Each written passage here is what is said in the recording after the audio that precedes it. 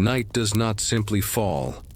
It stretches itself like a great velvet fabric across the edges of the Aegean world, pulling slowly, patiently, until even the most stubborn rays of daylight have dissolved into the calm blue shadows of evening, and what remains is a soft, endless expanse of quiet that wraps around mountains, villages, and seas alike.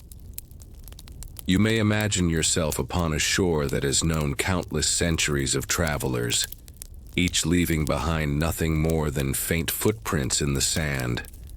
Footprints erased by the waves as though time itself were a gentle hand smoothing the earth for the next dreamer to arrive. The water glows faintly, silver brushed across its surface by the rising moon, and each wave that folds forward and retreats does so without urgency, like a long exhalation, a breath belonging not to one person, but to the whole earth. The kind of breath that reminds you that you too are part of this rhythm, that your heart and your lungs and your weary thoughts are cradled within the same tide that carried sailors, poets, and storytellers long before us. The air itself is fragrant with salt, with wild herbs carried from the hillsides, with faint traces of smoke from fires that once lit gatherings where myths were told to lull entire villages into wonder before they surrendered to the embrace of sleep. As you listen, notice how the night shapes itself around you. The olive trees leaning gently toward the breeze, their silvery leaves trembling like tiny mirrors reflecting the stars above. The marble ruins standing quiet, their columns cracked but still upright, glowing with the tender light of constellations. The pathways of ancient stone still echoing with memories of footsteps, though none pass by now. Everything in this landscape has been waiting for your arrival, not in the way of expectation, but in the way of timelessness. Because night in this place is not bound to hours. It flows endlessly, repeating and returning just as the waves repeat, just as the stars return to their places, just as the stories themselves return generation after generation, to be told again in new voices, always the same and yet always new. And as you let yourself enter this rhythm, you may notice your own breathing slowing. You may notice that your shoulders sink a little deeper into rest. You may feel the muscles of your face soften, the space behind your eyes cooling, the weight of the day lifting away as if it belonged to another world altogether, leaving you light, leaving you free to drift deeper and deeper into calm. There is no need to resist this calm. There is no need to hold yourself upright or alert. Here, in the sanctuary of this story, you are safe to release, safe to close your eyes if you wish, safe to let your thoughts wander in soft circles, safe to lose track of time, because the story will continue even if your waking mind surrenders first, and when you wake you may return to it or not, for it will always be here, waiting to cradle you again. And because we create this sanctuary together, I invite you gently, softly, without demand, to let your presence be felt, perhaps with a small gesture of support, a like pressed quietly, as though you were lighting a lantern upon this shore, or a comment left as though carving your name into the stone of the temple, so that others who wander here may know they are not alone, or even by subscribing, as if planting a seed in the soil of this grove, so that each time you return, the path will open more easily, more familiarly, more welcoming. And if you choose to share this journey, imagine the ripple it makes, carrying peace to another restless soul who longs for quiet, another traveler who might step upon this same shore and find rest. In these small ways, we weave together a fabric of calm that stretches farther than the sea, farther than the horizon, a fabric that carries the myths not as battles or terrors, but as lullabies whispered across centuries. Tonight our path is long, but it will not feel heavy. We will drift through the entire breadth of Greek mythology, yet it will come to you not as a flood, not as a storm, but as a steady river that carries you without effort, its surface smooth, its current kind, its waters warmed by the touch of countless suns and moons. From chaos, the beginning without shape, we will move into Gaia, the earth who rises softly from stillness. From Gaia, we will move into the age of Titans, whose reign will come and go like a dream.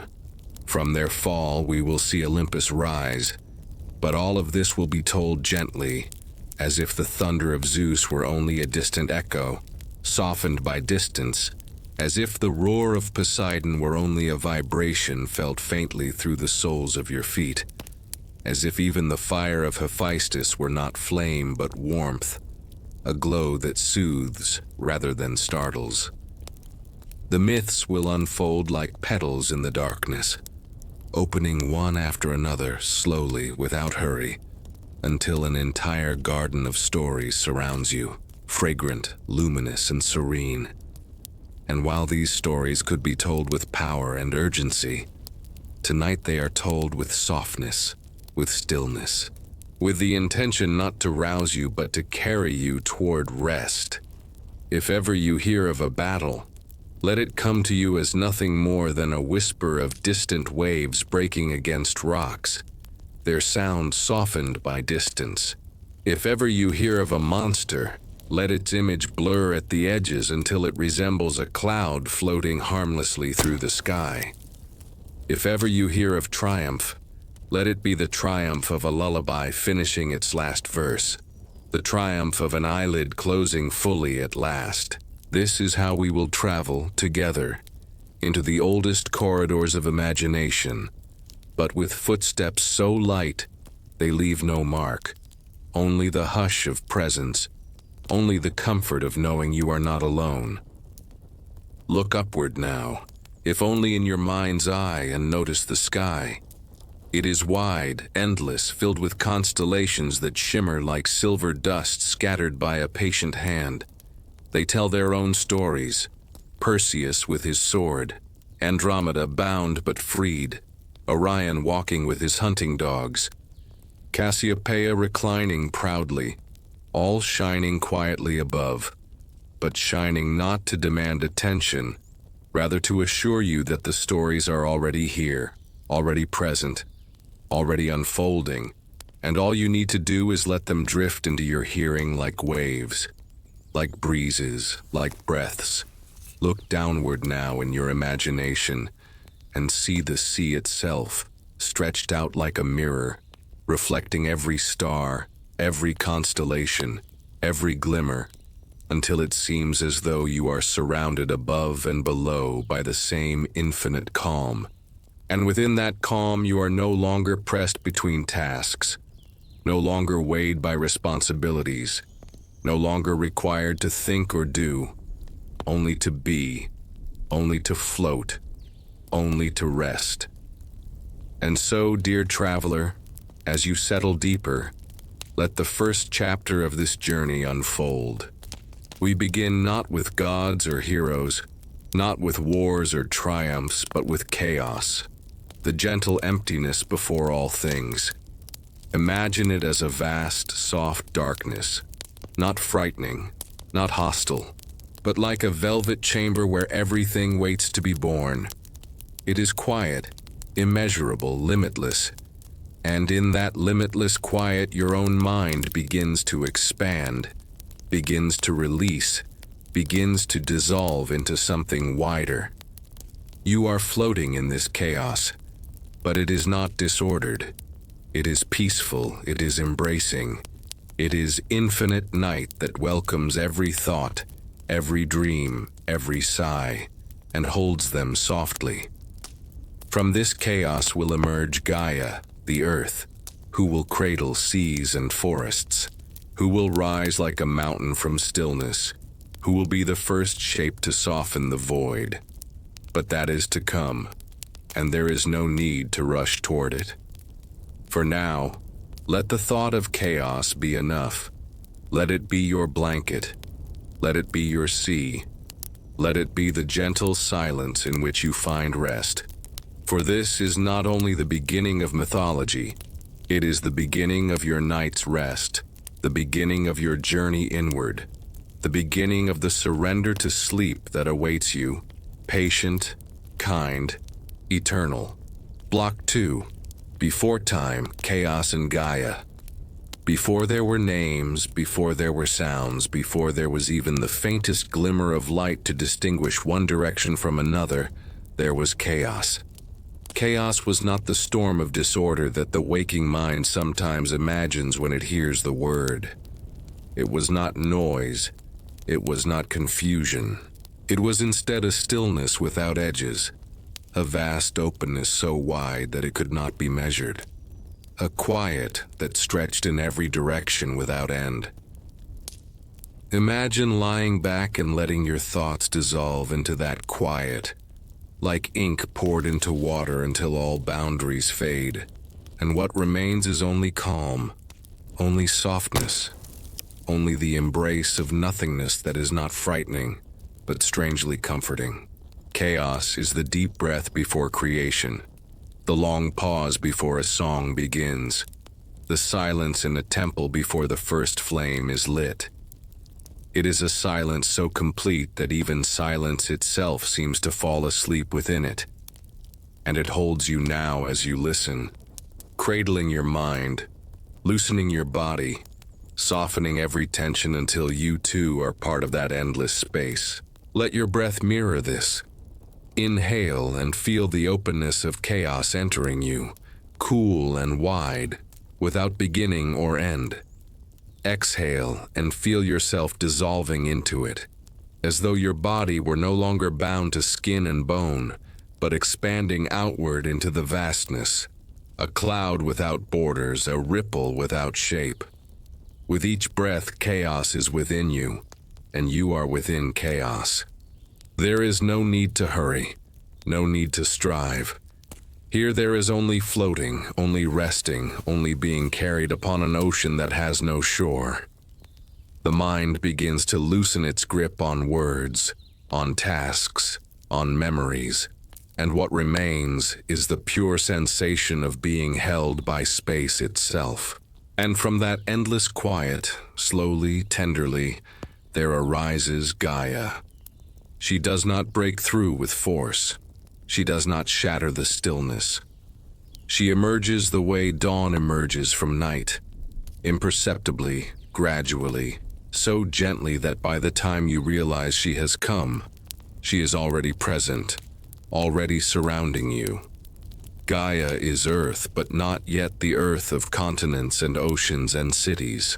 She is the first shape, the first presence, the first grounding.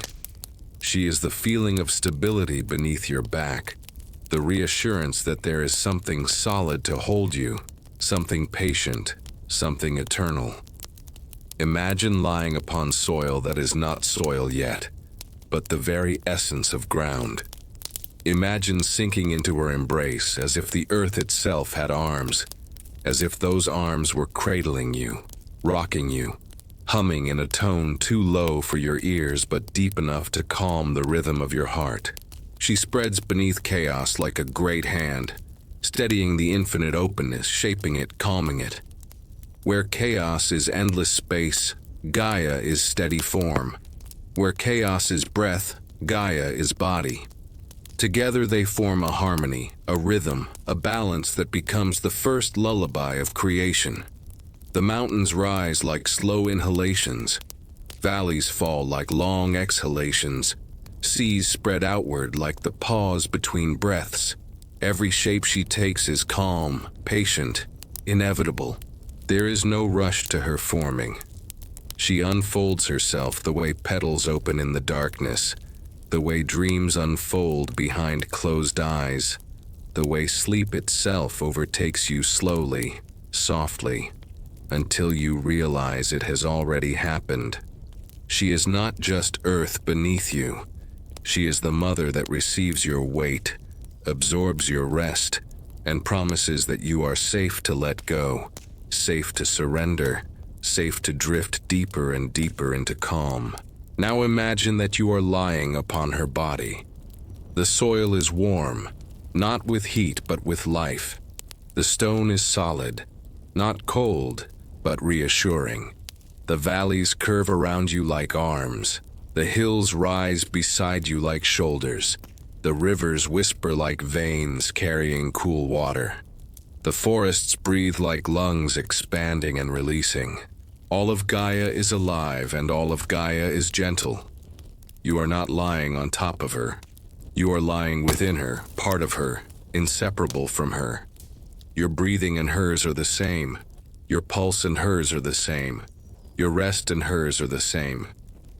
The boundaries between you and her dissolve until you realize you are not separate from the earth at all, but a continuation of her, a small rhythm within her greater rhythm, a child within her eternal embrace.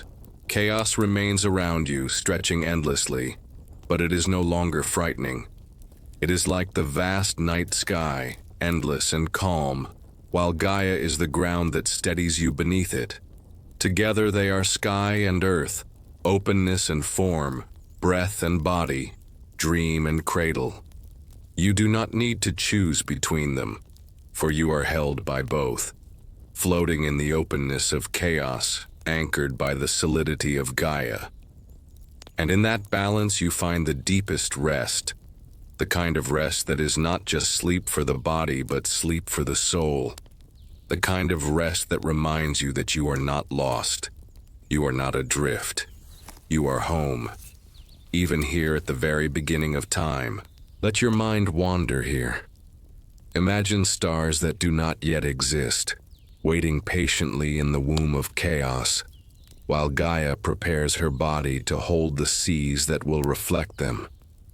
Imagine mountains sleeping in her shoulders, forests sleeping in her breath, rivers sleeping in her veins, all waiting to awaken but content for now to rest.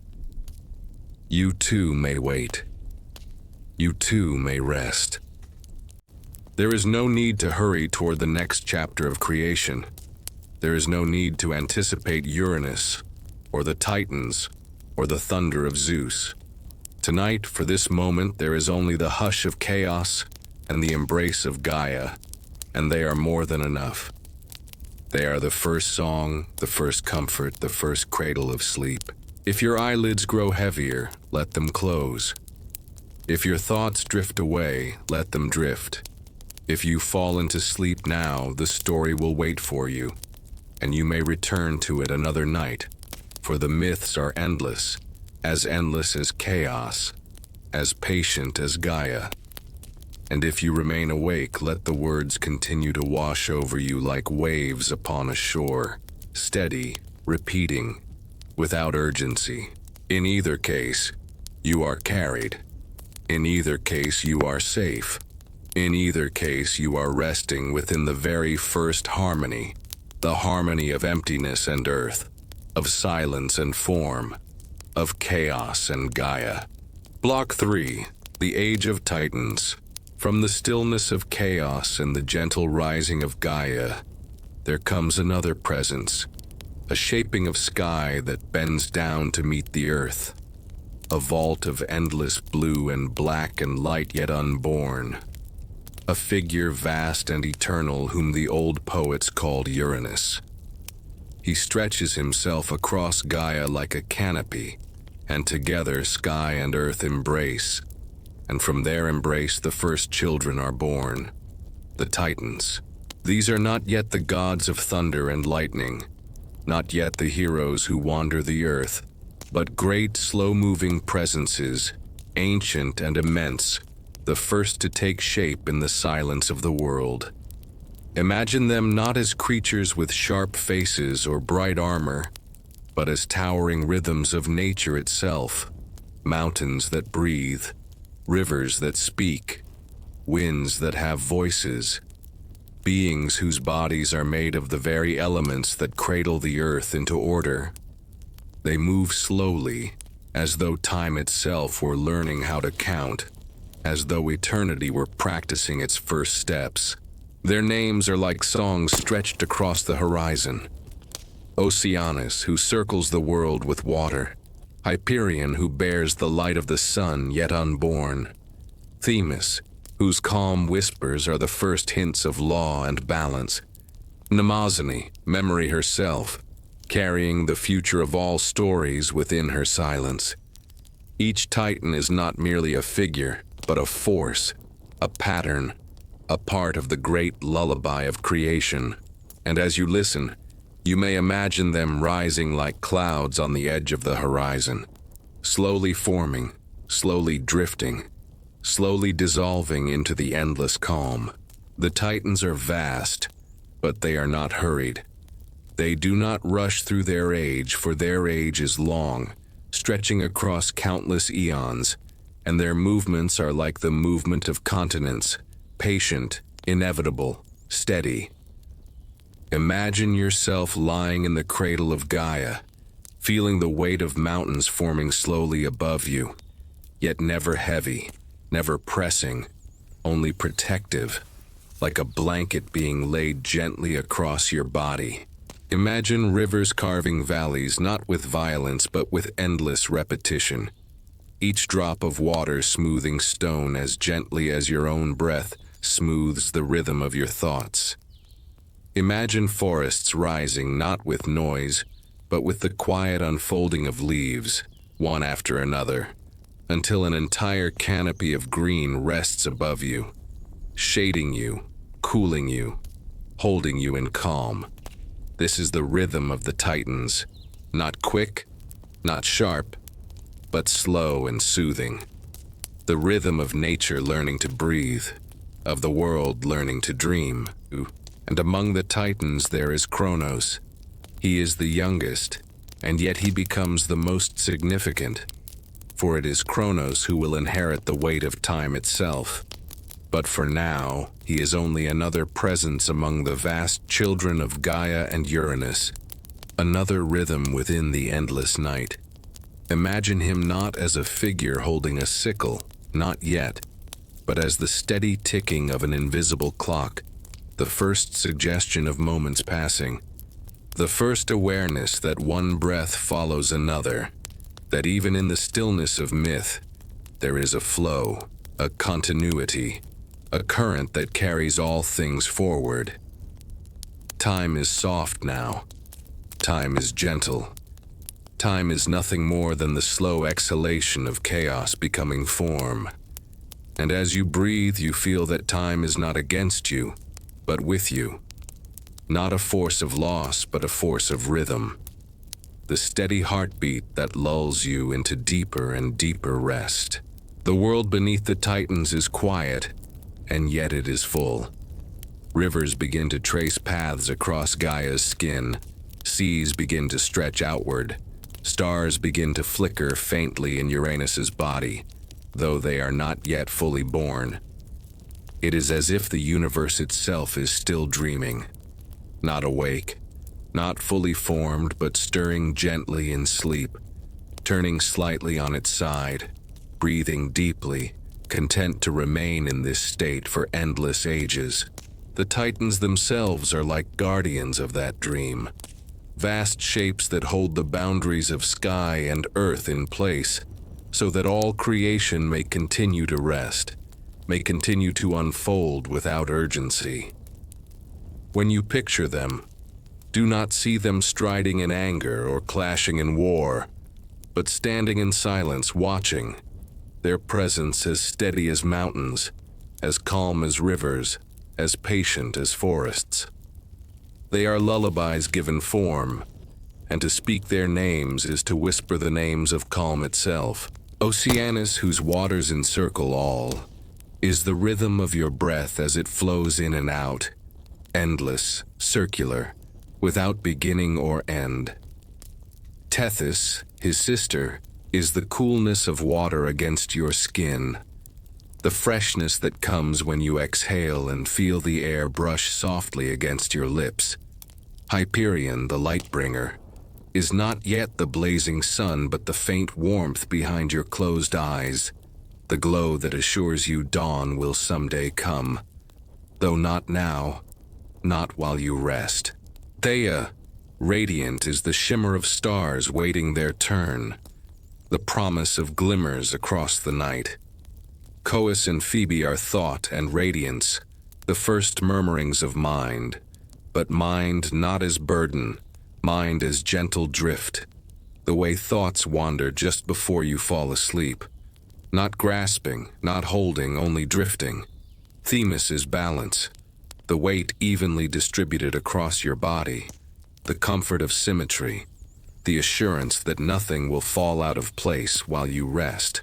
Mnemosyne is memory, but memory softened, memory that releases the sharpness of events and keeps only their warmth, their gentleness, their soothing patterns.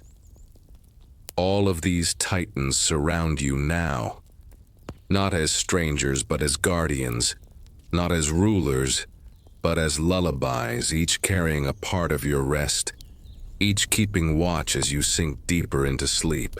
Imagine the sky itself as Uranus lying above you, stretching endlessly, a dome that shelters but never confines. His stars are not yet sharp. They are like faint embers glowing in the hearth of night, embers that warm without burning, embers that comfort without calling you awake.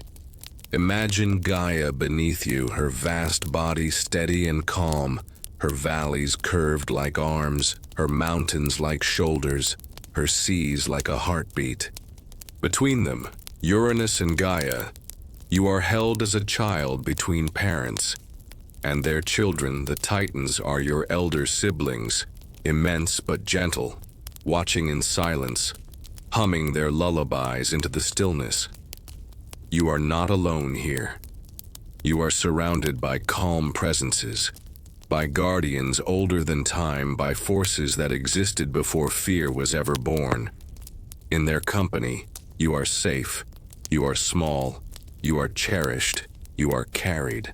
And though the poets tell us that conflict will come, that Uranus will be overthrown, that Kronos will rise, that even Kronos will fall, tonight we need not hurry into that telling. Tonight the age of Titans is enough. Tonight their presence is steady, their rhythm is calm, their watch is endless.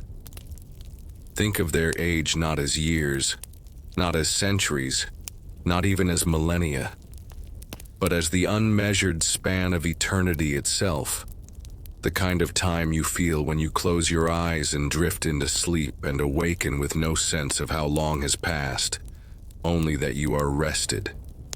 That is the age of the Titans, the age of unmeasured calm, the age of timeless rest. Stay with them for a while. Breathe with Oceanus. Glow faintly with Hyperion. Rest evenly with Themis. Wander softly with Mnemosyne. Let their lullabies carry you deeper. Let their patience remind you that there is no need to rush, no need to hold, no need to cling. Everything is unfolding as it should, slowly, gently, inevitably. The Titans will not leave you. They will not hurry you. They will not demand of you. They will only cradle you in their immense eternal stillness, as the world itself continues its first dream. And in that dream, you may rest as long as you wish, knowing that the story will continue, knowing that you are safe within it, knowing that the calm of the Titans is also your calm. The rest of the Titans is also your rest. The dream of the Titans is also your dream. Block 4, Birth of Thunder. From the stillness of the Titans there rises a whisper of change. So quiet at first it is no louder than the faint rustle of leaves against a night breeze. So subtle it is hardly felt. Yet within that whisper time itself begins to shift. Kronos, youngest of the Titans, grows restless, carrying within him the slow ticking of hours, the pulse of moments. the unfolding of what we call time. He, more than any of his brothers and sisters, begins to hear that pulse clearly, begins to sense the flow that even eternity cannot silence. Imagine time as a river moving under ice, slow, steady, patient, but always moving, always flowing, and Kronos is that flow. And from this awareness comes the first ripple of destiny, the first recognition that even ages must change, that even the Titans cannot remain forever as they are. But let us not see this as conflict, not as fear, not as violence. Let us see it as the deep turning of sleep itself, the way your body rolls gently in the night without waking, the way your dream shifts from one image to another without disturbing your rest. This is the birth of thunder, not a crash, not a storm, but a rumbling felt far beneath the surface, promising change, but change that comes as naturally as a heartbeat, as unavoidably as a breath. The story is told that Uranus, the sky, feared his children, and that from that fear, he pressed them into the hidden places of Gaia, unwilling to let them rise. Yet here, in this softened telling, imagine instead that Uranus, vast and endless, could not yet understand the presence of beings as immense as himself, and so he wrapped them tightly, as if cradling them, as if unwilling to let them wander too far. But Gaia, patient Earth, longed for her children to move freely, longed for them to stand and breathe, and so she whispered to Kronos to take up the task of change. And Kronos, time himself, did as she asked. For time always moves forward, time always brings change, time always opens what has been closed. Do not picture a sudden act of violence, picture instead a great sigh, a loosening of bonds, a slow opening of a clenched hand. Kronos cuts the sky not with rage but with inevitability, and from that opening, from that gentle separation of sky and earth, comes space, comes freedom, comes the possibility of what will follow. It is the turning of a page, the shifting of a dream, the rolling of night into dawn, not harsh, not cruel, only necessary, only patient. And so the age of Titans deepens, but Kronos does not hold it forever, for time belongs not to one hand, not to one reign.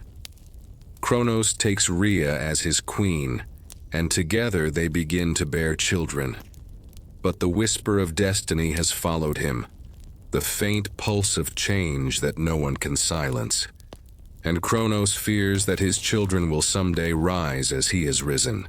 And so, in the old telling, he swallows them one by one, keeping them hidden within himself, as Uranus once kept the Titans hidden within Gaia. Yet here, in this softer night, let us see it differently. Imagine Kronos not as a devourer, but as time itself drawing all things back into its belly, as sleep draws dreams back into silence, as tides draw waves back into the sea. His children, Hestia, Demeter, Hera, Hades, Poseidon, are not destroyed, not erased. They rest within him, held in suspension, waiting for their turn to rise, waiting for their moment, like stars waiting in the folds of night, unseen but not lost, present but patient. Rhea, the mother, longs for one child to live free, and so when the last is born, she hides him away. This child is Zeus, though the name means nothing yet, though thunder has not yet rolled from his hand, though lightning has not yet flashed from his eye. He is only a small cry in the night, a whisper in the cradle, a flicker of light no brighter than a candle in a darkened room. Imagine him not as a warrior, not as a god yet crowned, but as an infant resting, breathing, held gently by his mother. Imagine the cave in which she hides him not as a place of fear, but as a place of safety, a womb within a womb, where the sounds of the outside world are muffled, where the walls hum with the vibration of earth, where the child can breathe and sleep and dream without danger. In that cave, the future king of gods rests like any child, lulled by the steady beating of his mother's heart, lulled by the quiet drip of water echoing through stone, lulled by the endless patience of Gaia herself, who holds the cave within her body. Outside, Rhea gives Kronos a stone wrapped in cloth, and he swallows it, believing it to be his child. Yet let us soften even this act, for in the silence of myth told for sleep, it is not deception, but protection, not anger, but love. The stone becomes a placeholder, a weight within Kronos that eases his fear, while the true child rests hidden, safe, cradled by earth and silence. Time, after all, cannot swallow everything. Time can hold, time can hide, time can delay, but there are always things that escape, always moments that slip through, always children that rise despite the swallowing. And Zeus is one of those moments, one of those children, one of those inevitable breaths that cannot be contained. He grows in secret, slowly, steadily, not rushed, not hurried, like a seed beneath soil waiting for spring, like a dream waiting for the right night to return, like dawn waiting behind the curtain of night. And though he will one day bring thunder, tonight he is only breath, only softness, only the promise of what is to come. Picture the cave now. It is dark but not frightening. Its walls glisten with moisture, glowing faintly in the light of a hidden fire, a fire not of flame but of warmth, of comfort, of life. The air is cool, yet not cold, carrying the scent of stone and water, carrying the sound of silence broken only by the slow drip, drip, drip of mineral tears falling into small pools. The floor is soft with moss, the ceiling curves like an arching sky, and in the center the child sleeps. Outside, the world moves slowly. The Titans stand vast and patient. Kronos holds his children within him, and Rhea breathes with quiet hope. But within the cave, all is calm, all is still, all is safe. The infant breathes, tiny chest rising and falling, each breath a promise that the world will change, but not yet. Not tonight, not while we rest. Tonight he is only a child, and the world is only a cradle, and the story is only a lullaby waiting to continue. And so the birth of thunder is not thunder at all, not yet. It is a whisper in the cave, a hidden child resting. It is the slow beat of time, the slow drip of water, the slow turning of the world toward its next chapter. Kronos does not know. Rhea holds her secret. Gaia cradles her grandchild. The Titans continue their slow vigil. And you, listening, drifting, are part of this same rhythm, part of this same lullaby. For thunder, like destiny, does not arrive all at once. It begins as a murmur, as a breath, as a heartbeat, as a child sleeping in the dark. And when it comes, it will not shatter the night. It will only roll across the horizon like a distant wave, reminding us that stories move forward, that time unfolds, that change arrives, but always, always at its own pace. For now, rest within the cave, rest with the child, rest within the embrace of earth and silence, and let the birth of thunder be nothing more than the deepening of your own sleep. Block 5, War in a Whisper. The age of the Titans had stretched for what seemed like endless time, their vast bodies standing as guardians over the silence of the world, their presence steady as mountains, their watch as patient as rivers, their voices softer than the rustle of leaves in the evening breeze. But from within the hidden cave, Zeus had grown, not suddenly, not with haste, but slowly, like a seed that pushes gently through the soil, like dawn that edges quietly against the horizon. He breathed the breath of earth. He learned the rhythms of sky. He carried within him the whisper of thunder, though still muted, still sleeping, still soft. Yet even the softest whisper can grow, and even the most patient dream can shift. And as Zeus came into his strength, he began to gather those who would one day stand with him, his brothers and sisters freed from the quiet belly of Kronos, his companions who were not yet gods as we know them, but presences, forces, patterns waiting to unfold. And so the age began to turn, not with a scream, not with a clash, but with the slow shifting of tides, the kind of turning you feel more than hear, the kind of change that comes not in a single moment, but in the long unfolding of inevitability. The old telling says there was war, the Titanomachy, a battle so great it shook the heavens and the earth. But here, in the hush of night, let us tell it differently. Let us imagine not a battlefield of chaos and destruction, but a long horizon where shadows meet light, where the voices of Titans and Olympians echo faintly, like distant thunder rolling behind far-off hills. Imagine the clash of armies not as noise, but as the rhythm of waves striking the shore, again and again, steady, repetitive, hypnotic, until the sound becomes less battle and more lullaby, less violence and more pattern.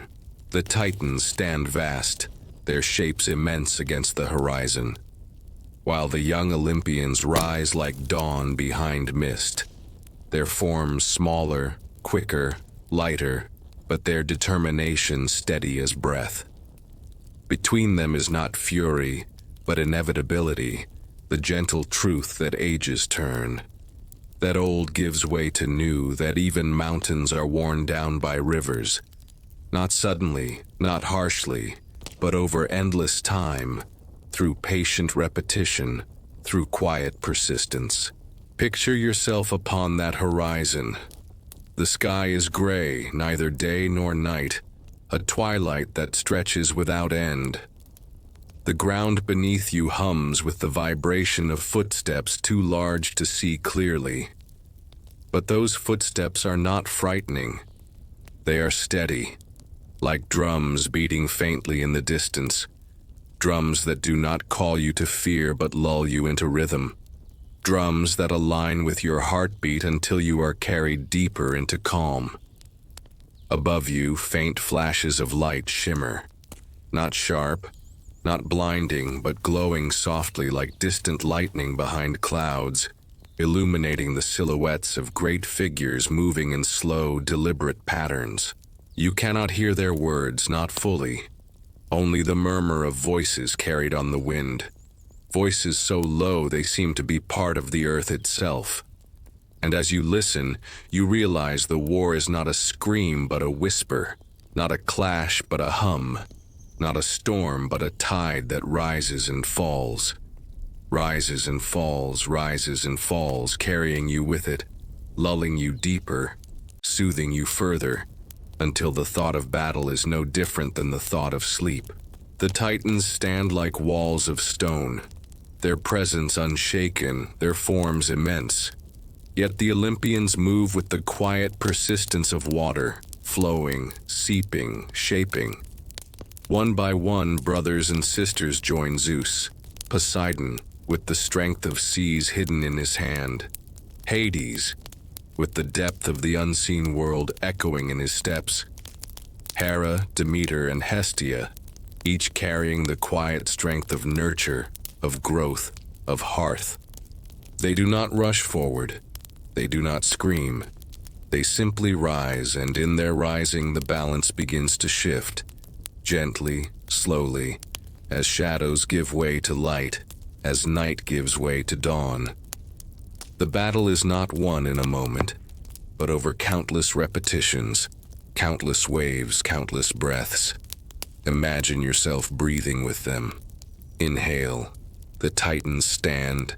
Exhale, the Olympians rise. Inhale, the old world resists. Exhale, the new world unfolds. Over and over, steady, rhythmic, until even the thought of conflict feels like rocking, feels like drifting, feels like sleep.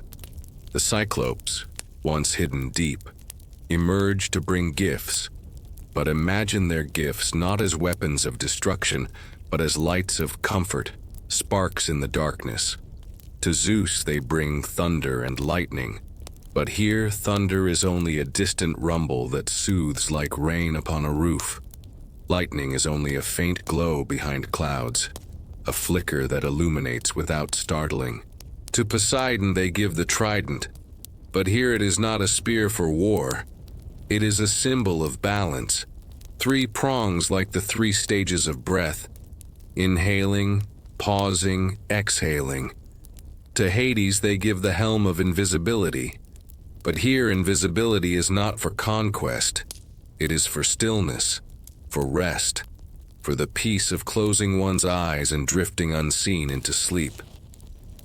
These gifts do not make the Olympians destroyers, they make them guardians, cradlers, shepherds of calm, and with them the tide continues to shift, quietly, inevitably toward the new age.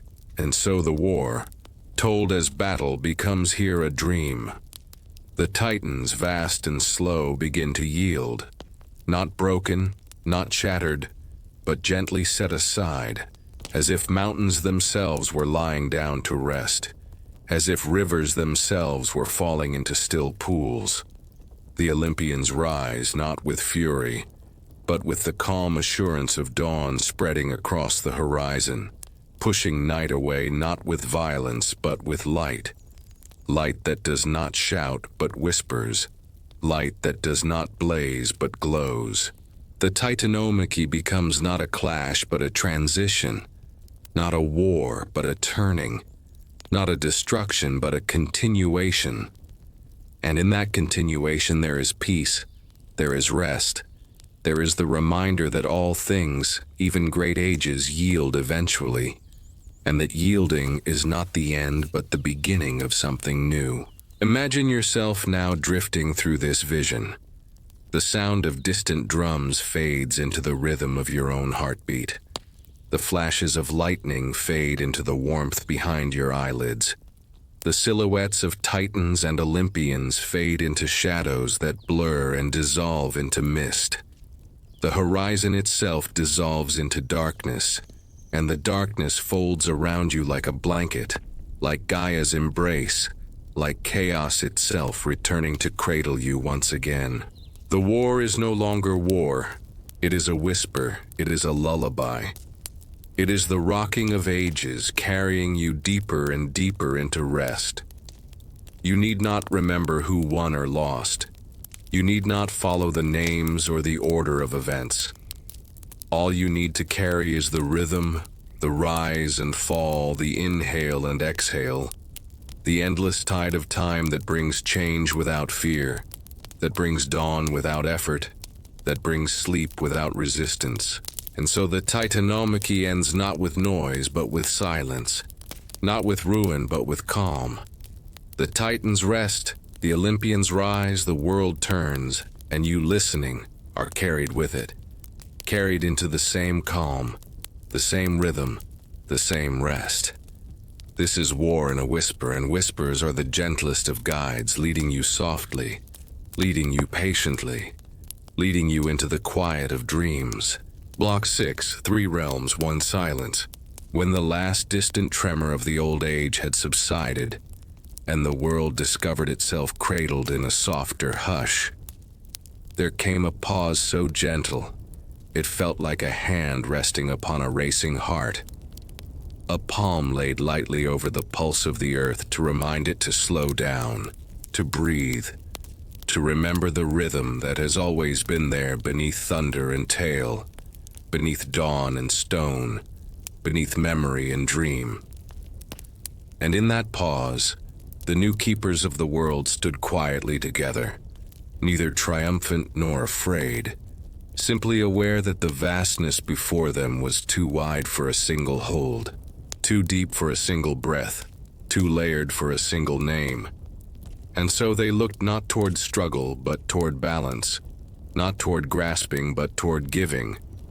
And as the air cooled and the sea exhaled and the underrock settled, they chose the simplest path, the path that lets the world decide, the path of lots drawn like smooth pebbles from a shore where waves had polished edges into kindness, each pebble whispering a course, each pebble humming with a realm.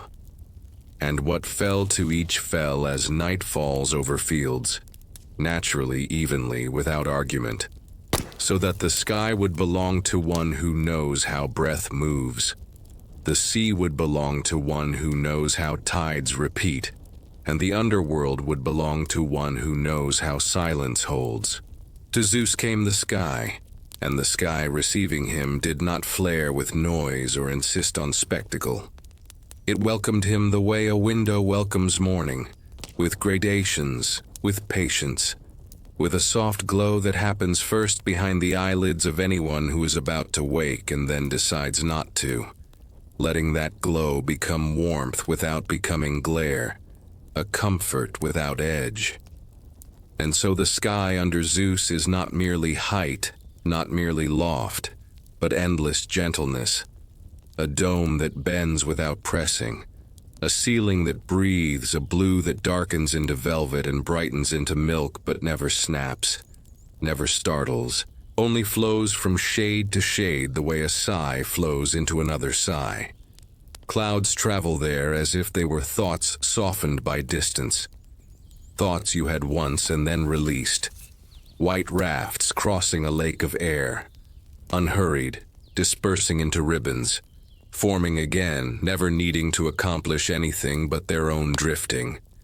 And the winds, his winds, are not commands but invitations, cool hands smoothing linen, fingers combing through the hair of pines on a hill, a vast respiration that enters and leaves the world without ceremony, reminding your own body how to inhale and how to let go, how to become a bellows that never strains, a shore for invisible currents that never overtake. And beneath that breath, the sun itself behaves like a caretaker who loves silence, rising without clatter, laying gold across roofs and rocks and shoulders, then letting that gold thin into straw, then thread, then a quiet absence so blue it looks like listening.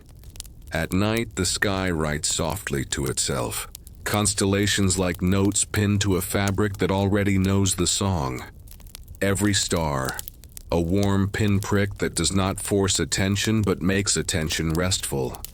And if thunder must exist, here it is, a distant drum that lulls rather than warns, a padded roll across far hills, the sound a heavy blanket makes when someone shakes it out and lets it settle, and lightning, if it must arrive, arrives as a shuttered lamp flickering behind gauze, a reminder of energy contained and kind, power that does not reach to startle but shivers safely behind the curtains of cloud.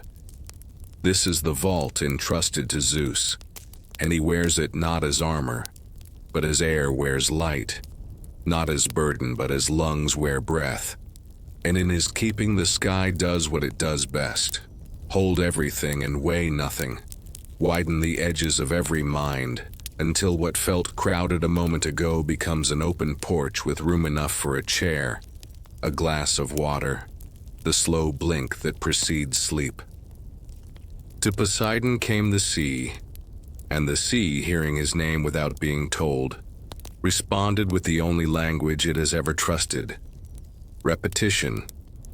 The repetition that is not monotony but comfort, the pulse that keeps ships honest and stones round and hearts tethered. You may hear it now even if your windows are closed, even if you are far from coasts and harbors, because it lives inside you in a chamber below speech. That sound of water smoothing its own path as if it were a hand smoothing a quilt, and then smoothing it again to be certain. Waves rolling not to conquer shores, but to remind them that touch is healing, that touch returns, that touch arranges the day into a pattern of approach and depart, and the tide, his tide, is a clock that does not need numbers, a pendulum that never knocks, a breath the world takes with its whole body, a breath that draws boats out where the sky stoops to drink, and then brings them back to the patient mouths of coves where ropes know the shapes of cleats, as well as old friends know the shapes of silence. Under Poseidon, the sea is a cradle cut from a single piece of blue, rocking with such evenness that even memory grows drowsy and begins to hum. And storms, when they come, are not scolds but rehearsals for a larger calm, rehearsals that end as all storms end, by remembering that most water prefers to lie flat and glitter, or lie dark and breathe, and the creatures within, lanternfish and slow whales and small silver schools that turn like a whisper turning in a room, move as thought moves when no one is awake to direct it, simple and right, left and right, forward and sleep. There are kelp forests combed by currents like hair combed by a parent at bedside. There are arches of coral that look like doors leading deeper into naps. There are sands that keep secrets in drifts, soft as fur, fine as flour, clean as a blank page where waves write the same line over and over, because it never bores of being true. The taste of the sea is also a memory of tears and a promise of clean air. The smell of it is rope and salt, and something metal warming in the sun. The feel of it upon the skin is a shiver that becomes a permission. The sight of it is distance made into kindness. And Poseidon, standing nowhere because water hates one place and loves all places, is not a breaker of ships tonight, but the steward of rocking, the engineer of hush, the low voice beneath all other voices saying, now, and now, and now, and every now like the last, because mercy repeats, because rest repeats, because nothing that is meant to soothe needs to be new to be effective. To Hades came what does not shine, and yet surrounds every shining thing, the region beneath, the chamber within, the underworld whose first language is quiet and whose second language is keeping. There is nothing here that wishes to frighten, nothing here that must be avoided by day and trembled at by night. For under his hand the depths are not a trap, but a room, not a verdict, but a bed. And the path downward when we must take it is the same path we practice each evening when our name lets go of our face and our thoughts set their armor aside to stand like trees, unarmed, absorbing dark. The stillness that Hades holds is not an absence of life, but the saturation of it. A marinade of being where the spices are memory and relief and the gravity that finally pulls all stories to their knees so they can stop telling and start being held. Here the soil is thick with the exhalations of forests and the confessions of rains. Here there are galleries where old sounds are stored the way museums store canvases. Here there are broad caverns where a single drop falls every so often and teaches eternity patience. The light is low and therefore kind. The air is cool and therefore faithful. The floor is firm and therefore forgiving. He rules with the certainty of stone and the courtesy of rooms that close curtains when eyes grow heavy. He owns a helm that makes him unseen. And this is not a trick, but a principle. For the best guardianship is the kind you forget the moment it starts working and only remember the moment it stops. And because his guardianship never stops, you may forget him entirely while you sleep. You may forget his realm except as a felt blessing at the base of the spine. When you exhale a little too long and find yourself landing safely upon something that has been waiting to catch you since the first story ended. And in this realm, which is also the bottom of oceans and the core of mountains and the quiet under your bed, everything that must be set down is set down without judgment. Every echo is listened to until it is done echoing. Every footstep not taken is forgiven in advance. Thus it is that the drawing of lots becomes a weaving of lullabies. Breath for the sky, tide for the sea, silence for the depths, each repeating and reinforcing the others until the whole world begins to sway as one body sways, until trees seem to listen with leaves, until roofs learn to cool themselves, until the smallest insect on the warm face of a stone remembers how to be still. Zeus raises the inhalation and lays the exhalation down as evenly as quilts are laid. Poseidon counts the heart syllables against sand by pushing and pushing again. Hades keeps the pause between those syllables unbroken and kind. And together they invent the sentence your body says when it surrenders to sleep. Inuvi and out, and stay, inwu and out, and stay. A sentence you already knew before you were born. A sentence the tide knew before continents were named. A sentence the dark knew before light asked to read. And as you lie inside that sentence, a small listener within a vast grammar, you discover that the firmament overhead is a ceiling that never presses. The water surrounding the continents is a hand that never drops. The underworld beneath the souls of things is a floor that never cracks. And so fear finds itself with less to do and goes to bed early. And so watchfulness grows drowsy and removes its boots.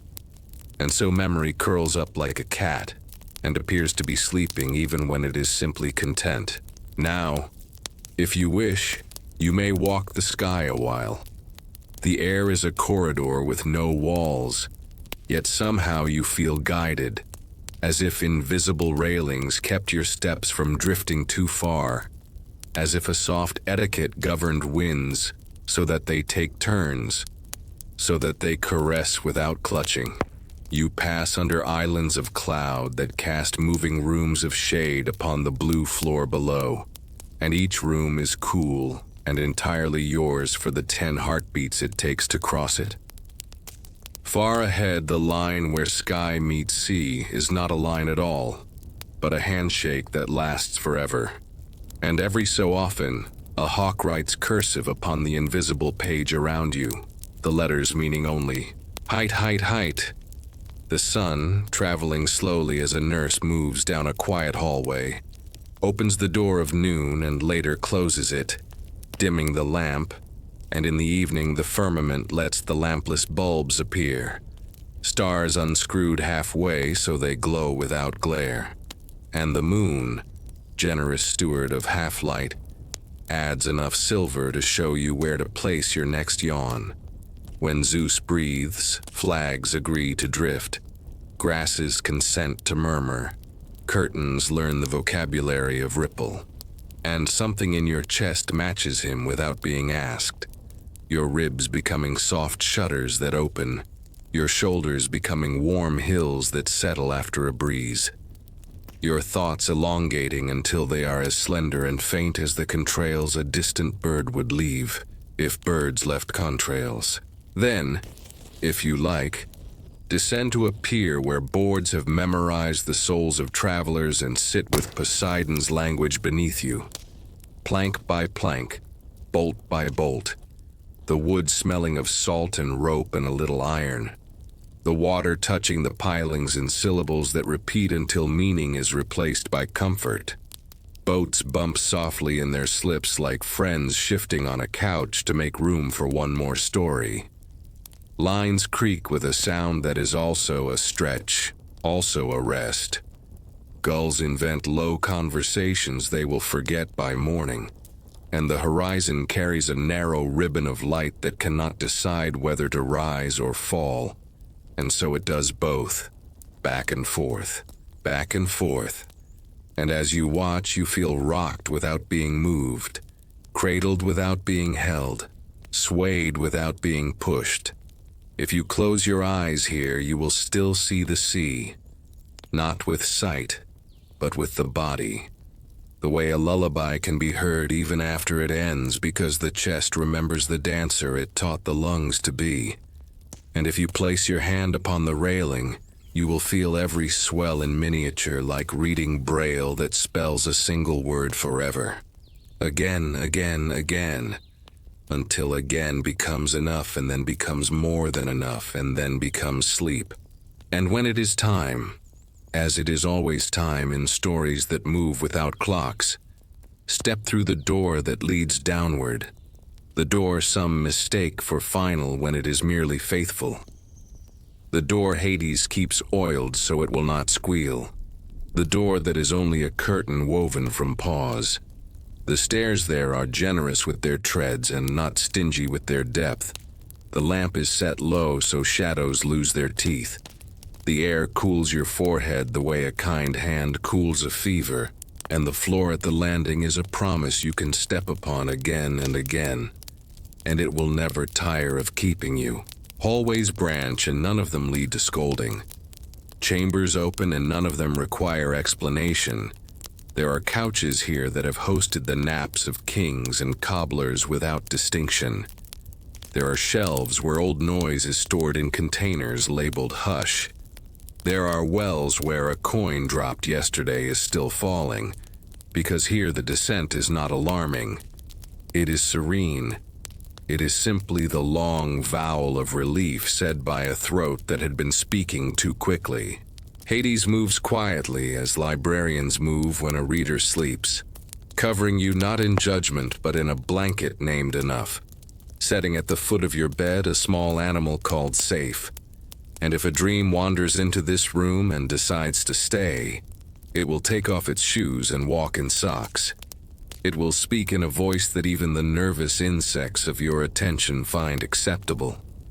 And it will leave through the same door it entered, turning out the light, closing the curtain, whispering back to stillness, "Thank you for keeping what must be kept."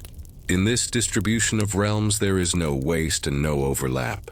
And yet there is every overlap where overlap is kindness.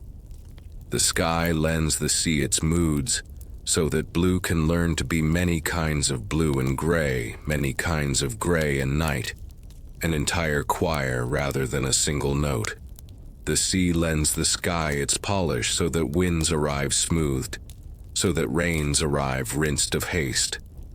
The underworld lends them both its patience, so that dawn does not come in a hurry, and storms remember to end, and every ending, small or large, is trained by example to become a place where shoulders loosen. And the three brothers, who in other tellings sharpen their names against each other until sparks fly, sit tonight as men who have spent the day building a porch for the world, and now sit upon it to watch it cool, passing between them a pitcher of time that tastes faintly of stone and anise and the first page of a book. And they speak not of rule but of caretaking, not of power but of pressure relieved, not of possession but of stewardship. And each thanks the other that none must carry all. That breath is lighter because tide repeats its vow. That tide is calmer because silence never forgets to arrive. That silence is kinder because breath returns bearing light. If you listen closely now, and you are already doing so because listening is what your body does when it remembers it was designed for it, you can hear the world practicing the threefold hymn the brothers teach without teaching. Above you, the drafts of air slip through leaves and across roofs and into open windows to stroke the hair of sleepers. Beside and within you, the water of blood keeps time, the kneeling of oceans rehearsed inside veins, the shorelines of the heart marked by valves that open and close like harbors. Beneath you, the miles of rock hold still in a patience that cannot be intimidated, taking into themselves the heat and the weight and the echoes so that feet touching ground feel welcomed rather than opposed. The hymn has no words and needs none. The hymn is structure becoming comfort, and singing it requires only that you let your breath be a little longer than your worry, your gaze a little softer than your tiredness, your lying down a little earlier than your plans. And should a stray thought arrive like a skiff angling toward your pier, when you had told the evening that you were finished with boats, let it touch, let it bump, let it tie a rope to a cleat, and then watch as the tide makes its own quiet argument for departure, a gentle loosening, a sway, a second look at the horizon, a choice that requires no choosing. Should a memory raise its hand in the back row of your mind and ask to speak, invite it to sit for a while on the cool steps with Hades, to sip the quiet he pours, to feel the relief that comes from being held by a story that has stopped needing to be told. Should a worry perch on the sill like a bird that has mistaken your room for a tree, open the window of Zeus, and the air will advise its wings, or carry it to the seawall of Poseidon, and the mist will dress its feathers in a weight it cannot carry for long, and soon it will decide, on its own, to leave. In the end, and by end we mean the middle because everything restful is circular, you may name the realms as you please. You may call the sky a blanket and the sea a cradle, and the underworld a hand. You may call breath the sky's signature and tide the sea's handwriting and stillness the underworld's seal. You may let Zeus mean space enough, Poseidon mean motion without alarm, Hades mean keeping without cost. And when the three of them speak together, the conversation is your pulse falling in step with your lungs falling in step with the floor falling in step with the planet falling in step with the dark through which it moves with no friction, but the friction that makes sunsets. And you, smaller than an island but as important to this song as a bell is important to a tower, can lie back and feel that tower learn to be a meadow, that meadow learn to be a porch, that porch learn to be a bed, and the bed learn to be a boat, and the boat learn to be a breath, and the breath learn to be the last word you speak tonight. Enough. So let the lots remain where they fell, which is to say exactly where they were always going to be, and let the world wear them without seam. The sky overhead, Zeus's breath, cooling your brow and widening your chest, the waters around, Poseidon's tide, rocking your senses into an agreement with evening, the ground below, Hades' stillness, holding not just your weight but your meaning until morning returns for it. And as you settle into that trinity of reassurance, feel how your own story divides itself in the same way. One part rising into space to exchange names with stars, one part flowing into waves that erase sharpness from the day, one part dissolving into quiet where burdens lose their nouns. In that division there is no tearing, only distribution, only rightness, only the logic of comfort. And if sleep chooses this moment to lower its veil over your face, it will do so with the same etiquette the brothers agreed upon when they opened their hands and laughed softly at how simple the answer had been all along. Block 7, a spark in the dark. After the realms had been settled, after sky and sea and silence had learned their roles in the great lullaby of existence, there came a question, whispered not by gods but by the quiet figures of humankind, who stood small beneath that vast order, looking upward with eyes wide and hands empty, wondering how to live within such a grand design. They had earth to walk upon, sky to breathe, sea to quench their thirst, silence to cradle their sleep, yet still they shivered in the cold and blinked at the dark. Still they reached their hands out into night and found nothing there but the long hush of stars. And in that hush one figure among the elder kin, a titan not defeated but enduring, listened. Prometheus, whose name means foresight, whose gaze was turned not backward to glory but forward to care, saw the trembling of humankind and felt the stirring of a gift. And so begins the story of a spark, not a blaze, not a conflagration, but a single glimmer in the dark, the kind of light that one can cup within palms, the kind of flame that does not shout but whispers, the kind that warms before it dazzles, that comforts before it consumes. Prometheus is remembered as the thief of fire, but here let us call him not thief but giver, not rebel but caretaker, one who looked upon humankind with the same tenderness a parent feels for a child curled against the night. Imagine him bending low, the vastness of his Titan form softening as he crouched beside the small fragile figures who gathered around nothing but shadows, their breaths visible in the cold air. Imagine his hand reaching forward, not to tear, not to take, but to lift gently a piece of the divine flame, a fragment of the celestial hearth, and lower it into the waiting hands of mortals. The fire did not roar, it flickered. It did not leap, it swayed. It did not blind, it glowed. And when it touched the wood stacked carefully, when it nestled itself among the twigs, it breathed and grew, until a small flame swayed like a reed in the wind, and the darkness was no longer endless. There was warmth, there was light, there was a spark in the dark. Picture it now.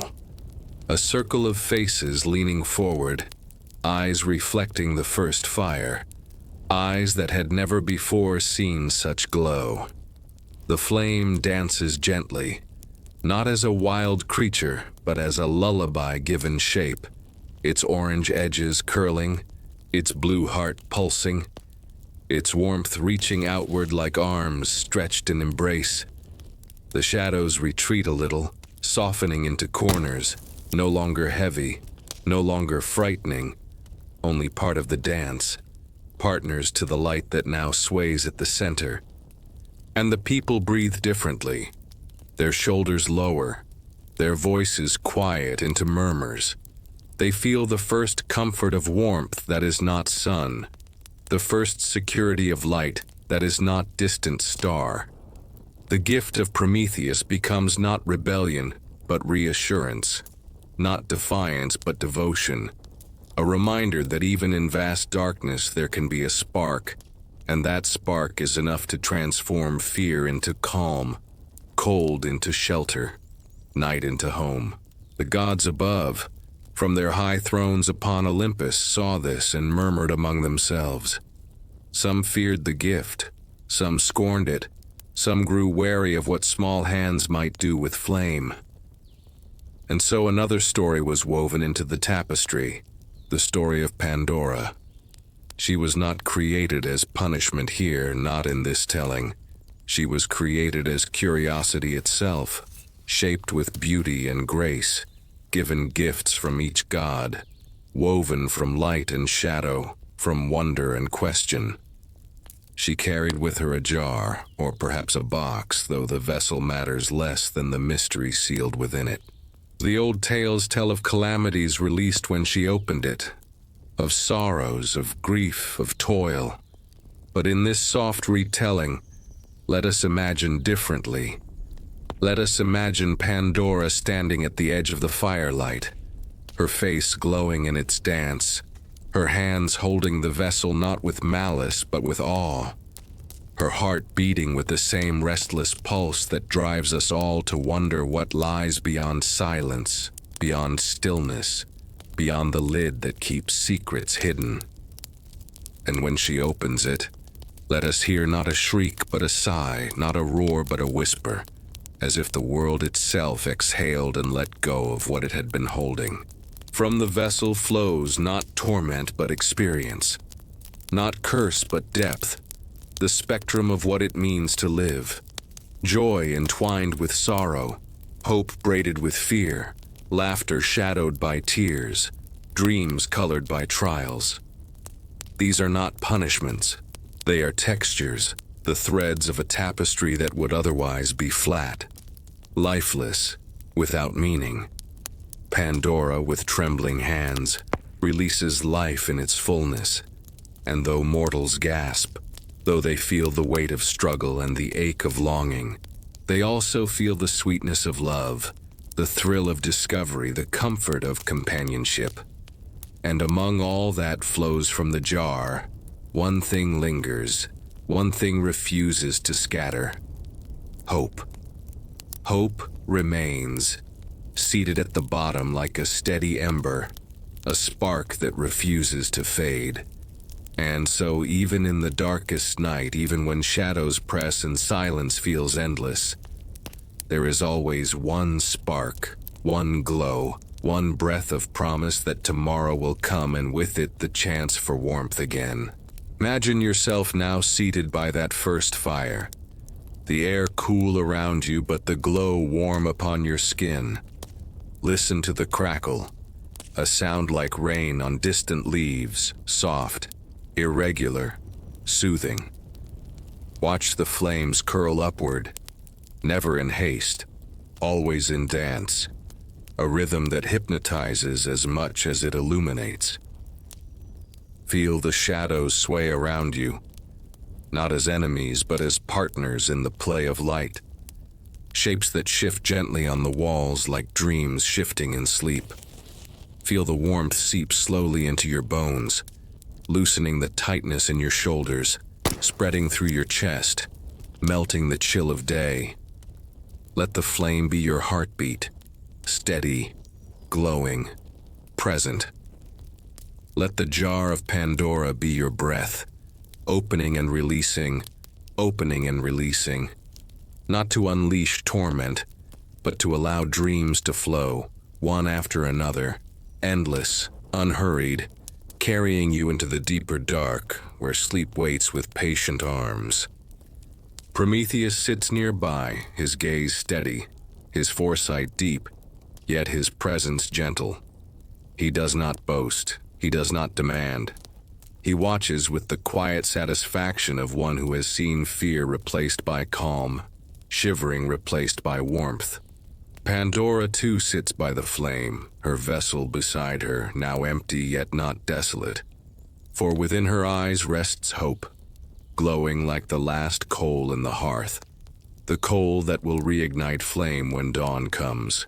Together they remind us that light and shadow, gift and burden, joy and sorrow are woven into the same cloth, and that to live is to accept them, to rest among them, to let them lull us as surely as waves lull the shore.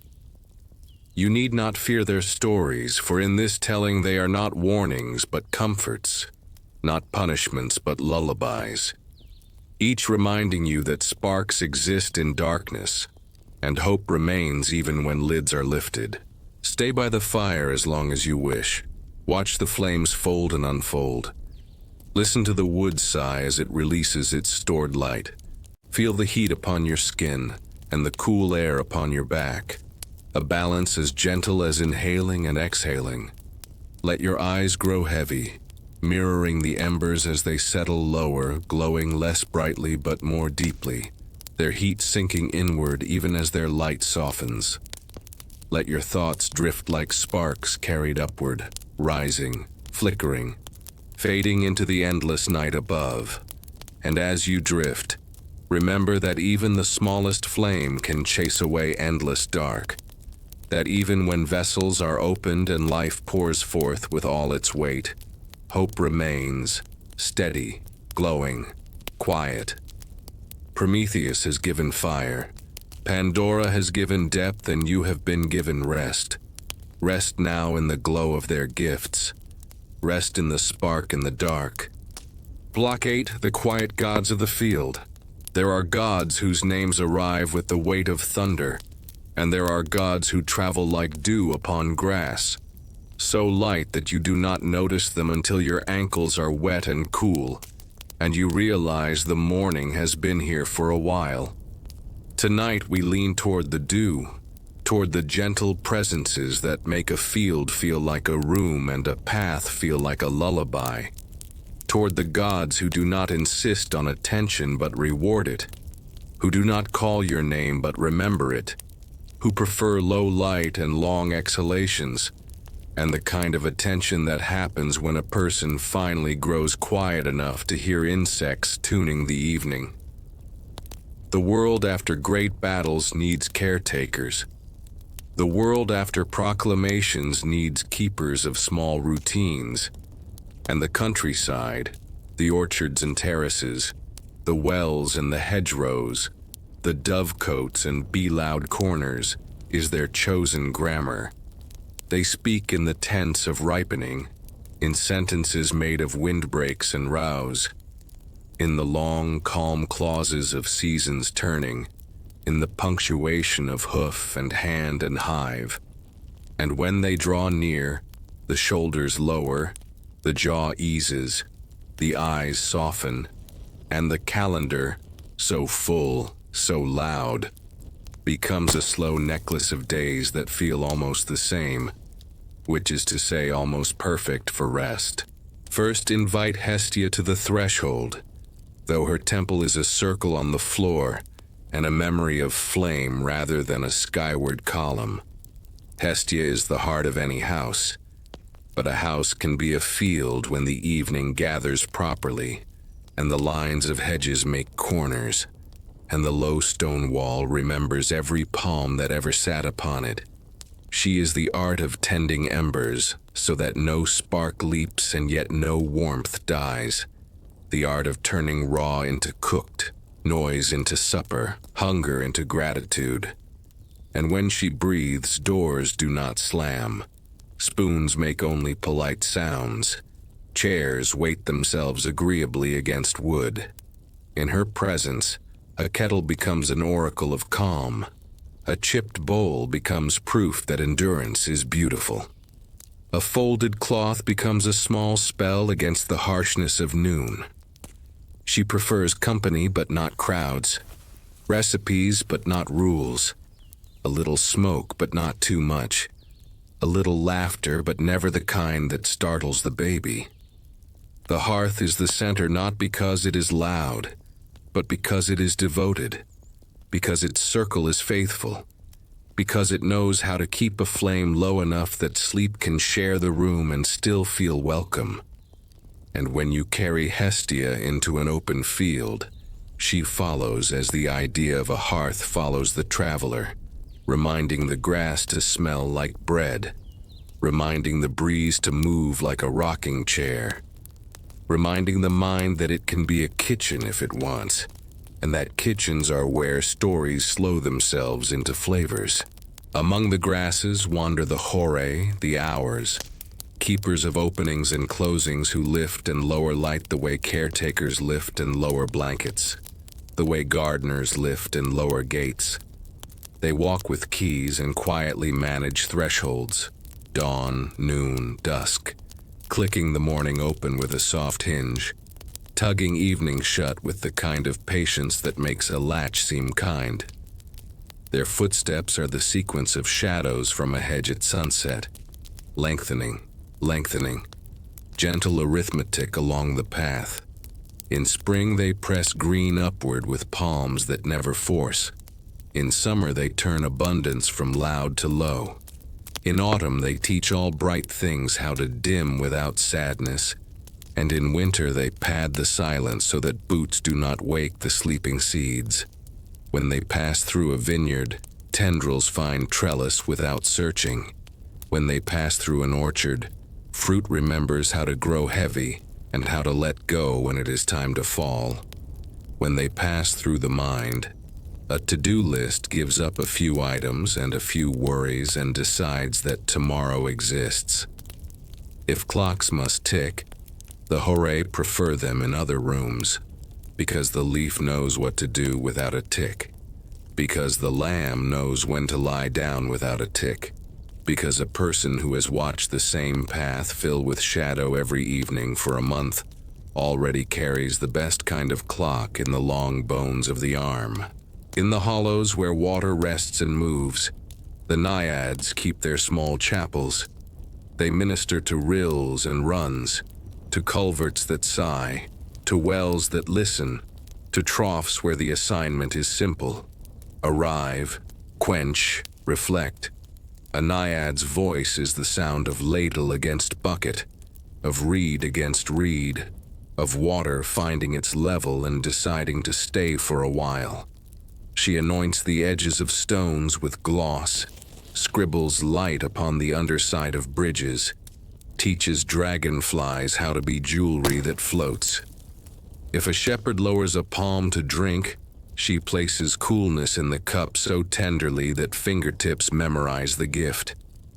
If a child leans to see a face, she steadies the picture with the patience of an ant. In drought, she walks farther to gather. In flood, she speaks down the excitement with a long, glassy hand. And if you listen at night beside a brook that has no reason to hurry, you will hear how naiads recite lullabies made of lists, pebble and grass and shadow and pebble again, until the naming itself sends you to sleep. They are not jealous. They are not proud. They are thorough. And thoroughness is one of the quiet roads to peace. In the boles and crown shafts and leaf-lit rooms of trees, the dryads keep watch, neither fully separate from the trunks they love nor entirely bound. A relationship the heart recognizes, rooted enough to be dependable, free enough to keep singing. A dryad's breath is the slow negotiation of branch and breeze. Her hair is hung with leaf and moth and the occasional thread of spider silk that glints like a thought remembered at the perfect time. She keeps the aisle between two oaks swept with shade. She presses the scent of resin into the afternoon. As if sealing an envelope addressed to evening, she tucks into bark the small notes of insects and releases them again after sunset. When you lean your back against a tree at day's end, a dryad steps forward and receives your weight, and in that exchange the spine, which has been performing its miracles all day without applause, decides it can ask for help. She is a tutor in the posture of rest, the geometry of surrender, the arithmetic of decreasing tension. If a leaf must fall, and a leaf must, she makes the falling into choreography, a turn and a drift and a rest. If a limb must crack, she chooses the hour when the field is empty and the startled heart is elsewhere. And she apologizes in the scent that follows, and the apology is accepted, because everything that breaks gently is forgiven sooner. Across pasture and verge there is a low music whose author has many names. Call him Pan if you like, but turn the reed pipes down and slow the hooves until they sound like soft punctuation, because tonight the god of wild edges arrives in slippers. He is the patrol of hedgerows where brambles keep promises and gaps invite lambs, the watchman of stiles, the custodian of shade under hawthorns, the smile shared by sun and leaf when wind improvises. He loves the noon nap and the long almost nap in late afternoon.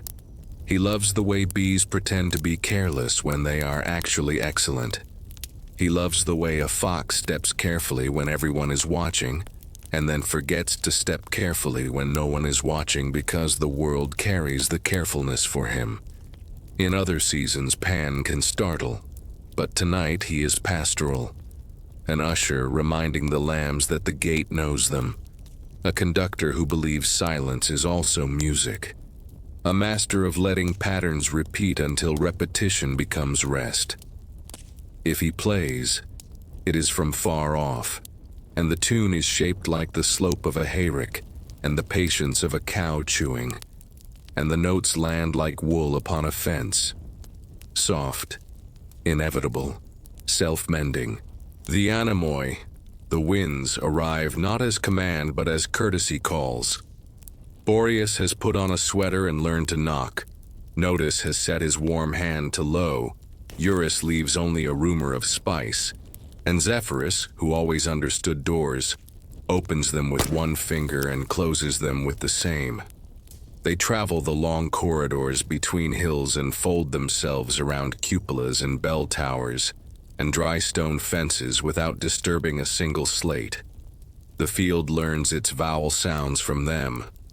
Oo through rye, aa along wheat, e against poplar leaves, and repeats those vowels until the vowels turn into blankets.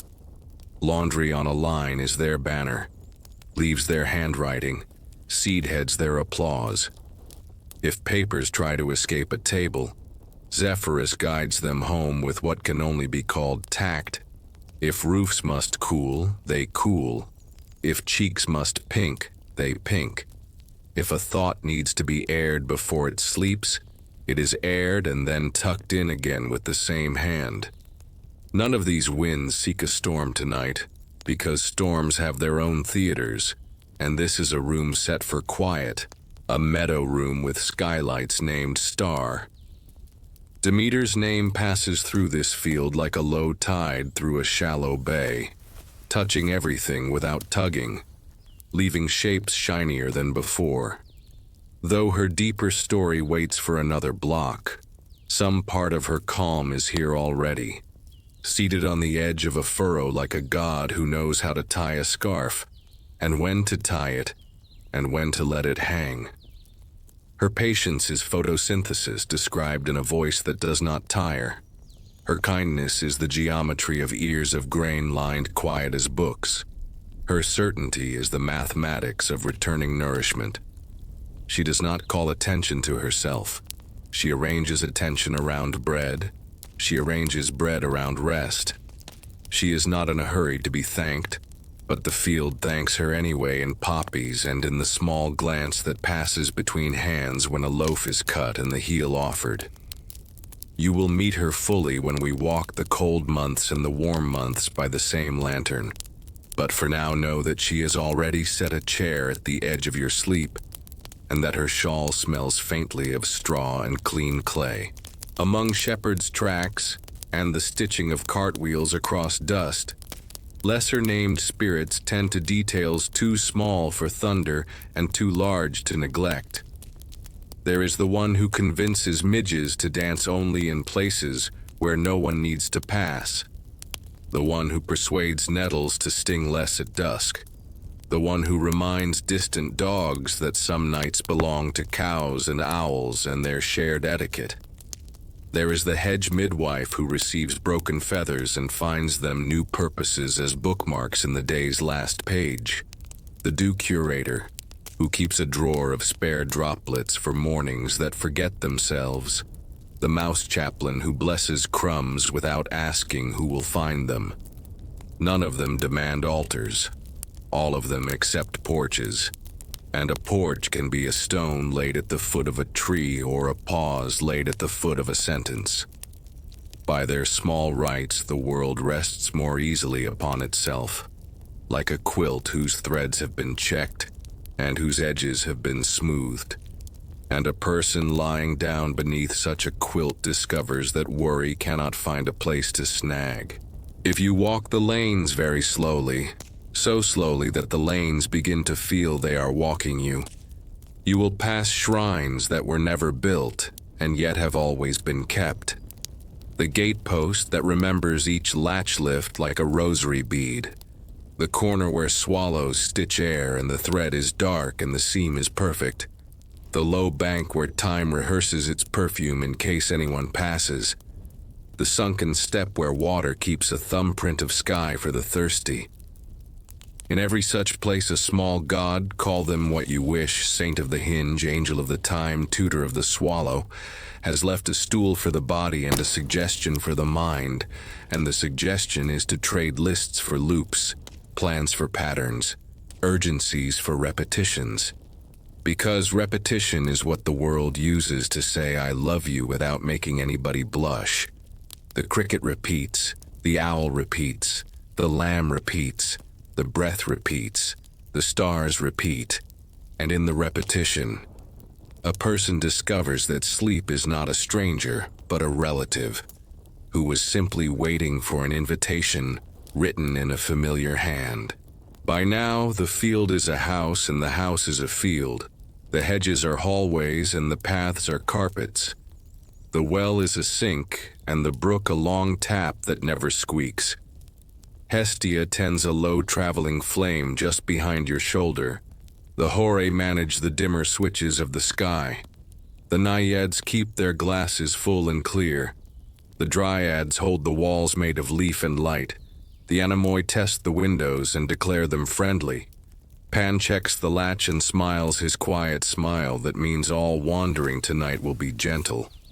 If you choose a patch of grass and lie down, there will be no speech about ownership because the grass invented hospitality. If you close your eyes, the lids will not feel like doors but like curtains, and curtains can be lifted a finger width to let stars look in, and then lowered again to let you look away without guilt. The earth beneath you will explain gravity in a tone that does not lecture, and the explanation will be brief and perfect. You belong, it says, you belong, and I have you. Let the smaller gods perform their final rounds. The slope keeper smooths a wrinkle from the hill. The moth usher waves the night's last flights towards soft lanterns. The thresh angel collects the day's loudness and stores it in a bin labeled tomorrow, where tomorrow will find it better behaved. Let the oven in the distance finish remembering heat, and then forget it. Let the last pail ring once and settle. Let the gate whisper a thought about hinges and then fall quiet. If there is a bell, it rings only in your chest, and it rings not to call but to confirm that every corridor in this meadow house is safe to walk even with eyes closed, that every room is furnished with quiet, that every window opens upon a view called enough. And when the breeze carries the scent of cut hay or clean water or bread cooling, understand that these are prayers said without words by gods who never needed a shout to be heard. Rest now inside the field the way a hand rests inside a glove, not clenched, not idle, simply fitted, simply right. If a thought wanders in looking for a map, hand it a season instead. Spring if it wants beginnings, summer if it wants fullness, autumn if it wants gentleness, winter if it wants a reason to close its eyes. If a worry asks for a torch, offer it a lantern with frosted sides, so it may learn that enough light is often less light. If a memory wants to talk, lead it to the hedge where whispers are the native language, and whispers never bleed into shouts. And if drowsiness arrives, do not treat it like a guest to entertain, but like a relative who knows where the cups are, who pours water, who turns down the wick, who speaks the names of the small gods in thanks. Hestia for warmth, Horae for timing, Naiads for coolness, Dryads for leaning, Anemoi for windows, Pan for the soft edge where wild becomes gentle. Soon we will follow Demeter more closely into the year's great breathing, into the half that brightens and the half that rests. But you need not hurry. Your body already knows the choreography. Your lungs already know the count. Your eyelids already know that closing is not ending but beginning of another kind. The quiet gods of the field have arranged the cushions of the earth and the blankets of the air, and the polite darkness that asks nothing except that you receive it. Lie back and feel how the ground memorizes your shape and promises to keep it safe. How the wind writes your name in cursive and then erases it kindly. How the leaves measure your heart and decide that the rhythm is perfect. And if sleep lowers itself over you now like a shawl shaken once to spread its warmth evenly, it is because 1,000 small hands, the hands of dew and bark and low flame and careful breeze, have been working together on your behalf since the first cricket tuned itself to the first star. And all of them agree that this is the hour, that this is the bed, that this is the story that becomes breathing, and then becomes silence, and then becomes the pleasant weight of being kept. Block 9. Winter sleeps, spring wakes. The fields that had seemed so full, so golden, so complete with their ears of grain bowed in gratitude, begin one day to change, though change here is not sudden, not harsh, not cruel, but slow and certain, as inevitable as eyelids lowering after too much light. Demeter, the goddess of grain and growth, the keeper of ripening, feels a quiet emptiness settle upon her heart. It is not a storm of despair. It is not the shattering of loss, but a dimming, a cooling, a drawing inward like a candle letting its flame grow shorter, like a mother folding her shawl tighter around her shoulders as evening comes. For Persephone, her daughter, her joy, her companion, has been taken into the realm beneath, and the world above feels the absence, not as punishment but as pause, not as cruelty but as cycle. The earth sighs, the stalks bow lower, the leaves change their songs.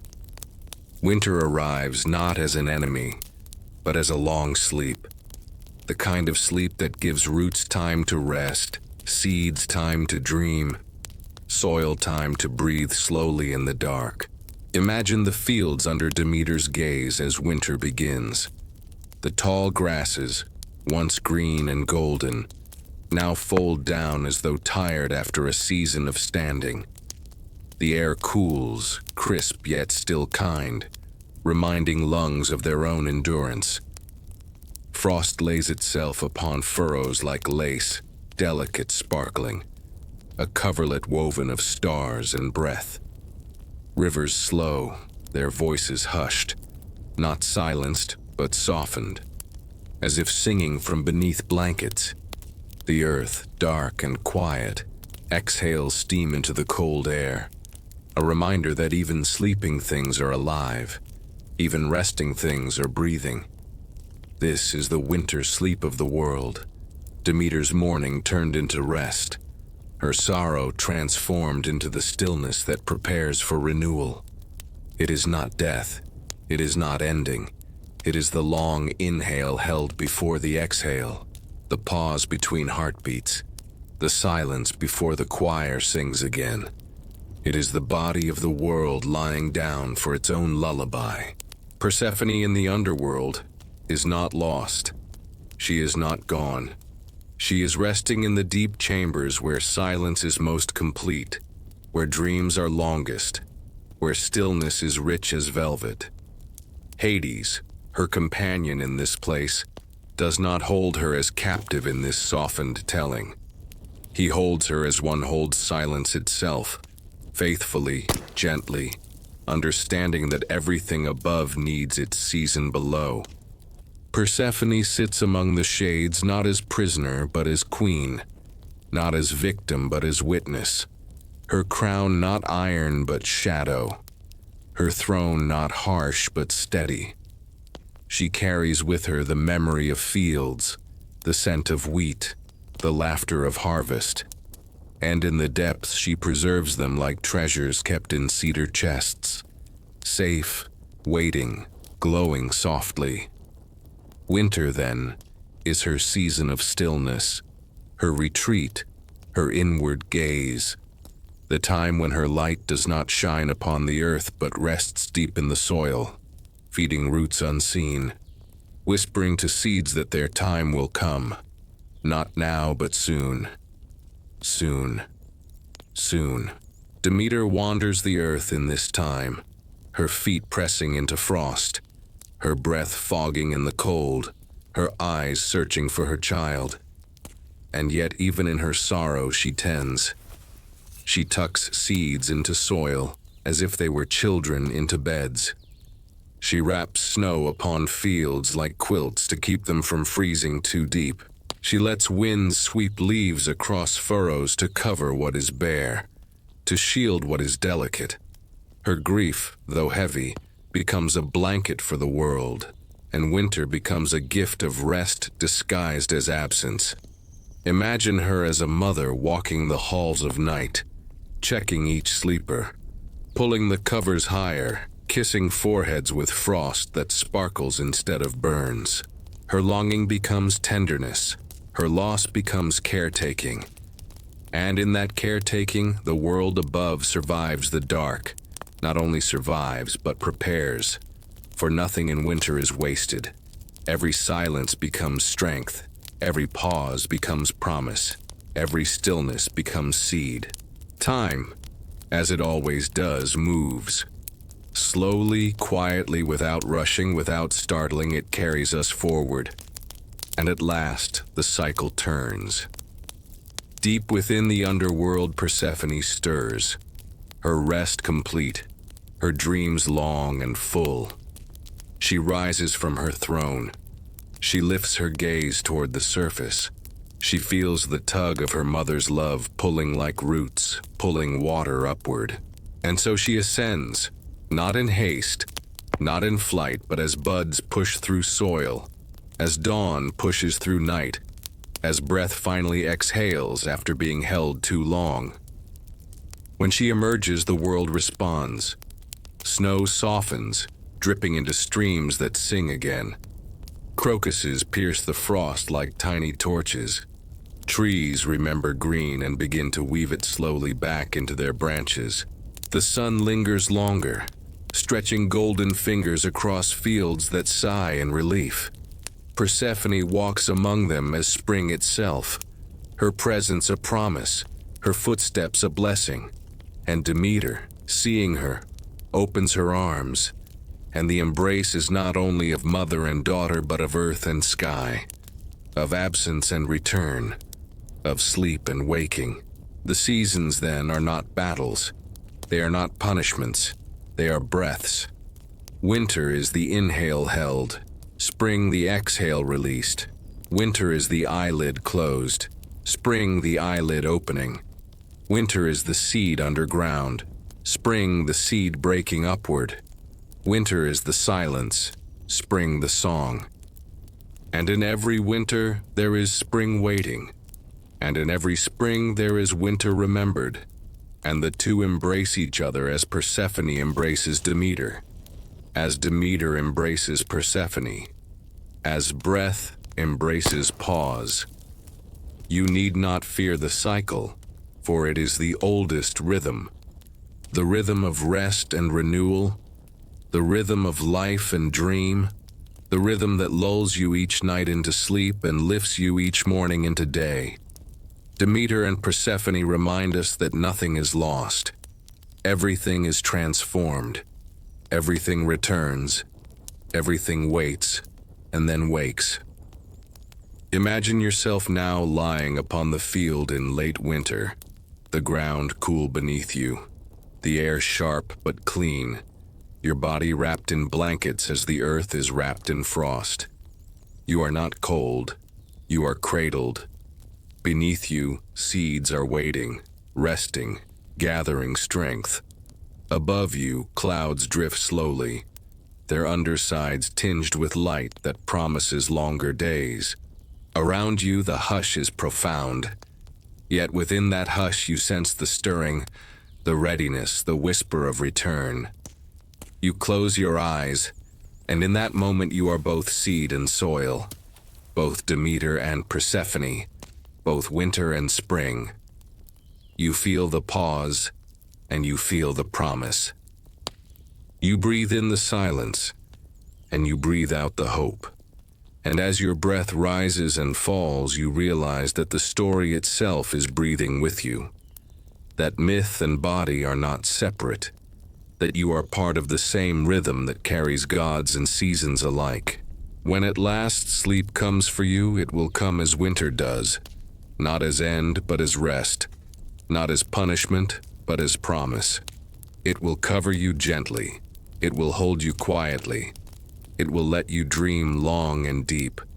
And when waking comes, it will come as spring does, not as shock, but as rising, not as demand, but as invitation. The eyelids will lift like blossoms. The body will stir like thawed rivers. The mind will warm like soil under sun. And in that waking you will remember that all absence is temporary, all silence is preparation, all rest is renewal. Demeter knows. Persephone knows. And now you too know, carried by their story, carried by their love, carried into sleep, carried into waking, carried forever by the cycle that never ends, the cycle that always returns, the cycle that whispers to you now, rest, rest, rest. Block 10, Twin Lights. When the fields have woken again, when Demeter smiles once more at the sight of wheat rising and Persephone walks the meadows in her half-year of return, the world does not stop its balancing. It begins another duet, one even older, one even more constant. For in the sky above, in the turning of each day and each night, two presences guide the rhythm, two siblings whose steps never collide yet never abandon one another. Apollo and Artemis, the twin lights. He bears the sun, she bears the moon.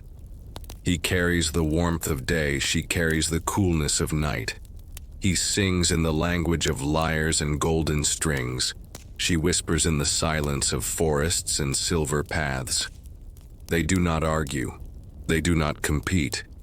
They share, they alternate, they balance, like breath that must inhale and exhale, like the tide that must rise and fall, like the eyelids that must open and close. Apollo and Artemis, sun and moon, day and night, are the slow rocking of the sky's cradle, the gentle motion that keeps the world swaying in time, the eternal reassurance that light always returns, that darkness is never hostile, that both are needed for the lullaby to be whole. Apollo walks first in the morning, his chariot lifting the sun not as a conqueror lifts a banner, but as a caretaker lifts a lamp to light a hallway for those still drowsy. His light is not a blinding glare but a gradual warmth, spilling across fields in threads of gold, reaching windows with the courtesy of a gentle knock. He does not demand you to wake, he suggests. His music is not a fanfare, but a tuning, strings adjusting until they hum in sympathy with the air, lyres and voices blending with the low rustle of leaves, the slow yawning of rivers. To walk with Apollo is to feel shoulders straighten without effort, to feel lungs fill with brightness that is not sharp but kind, to feel thought become clear as glass, and yet never hurried, never pushed. Even at noon, when his presence is strongest, he shines not as a command, but as a blessing, a steady fire that warms bread, glows upon stone, and makes the smallest flower dare to open. And when he guides the sun downward, he lowers it as carefully as one lowers a child into rest, until dusk is a hand smoothing the horizon, until light becomes the faintest ember, until day itself sighs and agrees to sleep. Artemis rises then, not with noise, not with glare, but with silver that silences. Her moon is not a lamp to force sight, but a lantern to guide dreams. She walks the forests where shadows lengthen, her bow not raised to strike, but carried like a symbol of alertness, of quiet protection. The air cools under her gaze, not cold but fresh, as if the whole world were drawing in a calming breath. Crickets take up their steady song. Owls murmur their questions. Streams glint faintly like ribbons of glass weaving through dark fabric. To walk with Artemis is to feel the heat leave your skin and the mind slow to a gentler rhythm, to feel eyes soften, to feel the body lean naturally toward sleep. She guards the night not as a fortress, but as a mother guards a cradle, circling softly, ensuring that no sound grows too loud, no presence too harsh. Her moon phases remind us that even absence is part of rhythm. Sometimes she is full and generous, sometimes half and contemplative, sometimes hidden and resting, but always she returns, always she shines again, always she keeps her cycle just as sleep returns after wakefulness, just as calm follows every storm. Apollo and Artemis do not meet in conflict. They meet in passing at dawn and dusk, in those liminal hours when sky glows with both gold and silver, when birds sing their first or last notes, when the world itself seems to hesitate in a pause too beautiful to break. These are their greetings, soft, wordless, filled with mutual recognition. He hands her the sky as one offers a book to a friend who wishes to continue the story. She returns it with equal grace when her watch is complete. They are the siblings of balance, the keepers of rhythm, the eternal reminder that nothing is meant to dominate forever. Day yields to night, night yields to day. In their duet lies peace. In their duet lies rest. Imagine yourself beneath their sky. Feel Apollo's warmth linger upon your skin, even as Artemis cools your forehead with her breath. See the horizon painted in two colors at once, gold and violet, fading slowly, never rushed. Hear Apollo's lyre strum once, softly, and then fade into Artemis's silence, a silence that is music of its own. You are cradled between them, the twin lights, one promising clarity, the other promising calm, both agreeing that your rest matters, both agreeing that your dreams are sacred. Let the sun become your heartbeat, steady and strong. Let the moon become your breath, soft and slow. Together they carry you, one into wakefulness, one into sleep, one into dream, one into dawn again. And as you listen now, as you drift deeper, remember that this story, like their cycle, is not meant to end but to repeat. Tomorrow Apollo will rise again, gentle, steady, bright. Tonight Artemis will walk again, silver, silent, serene. And you, lying here, are part of their rhythm, carried as surely as the tide, as surely as the stars, as surely as the breath that enters and leaves you now. You are part of their balance, part of their harmony, part of their lullaby. Rest in their duet, rest in their glow, rest in the twin lights, If you have felt carried by this story, if Apollo's warmth or Artemis's calm has touched your heart tonight, let it be known with a small gesture. Perhaps you might press a like, a quiet way of placing a pebble on the altar of this tale. Perhaps you might comment, sharing which light, gold or silver, soothes you most, as if telling the gods themselves. Perhaps you might subscribe, promising to return for more nights of rhythm and calm, ensuring that each new story finds you when you most need it. And if you choose to share this journey, think of it as sharing a torch lit from the fire of Prometheus, passing the flame of calm to another soul who longs for sleep. Together, like Apollo and Artemis, we weave balance, and balance is what leads us all to rest. Block 11, The Labors of Rest. The old poets told of a hero whose strength bent mountains, whose arms subdued beasts, whose courage endured trials that would have broken any other.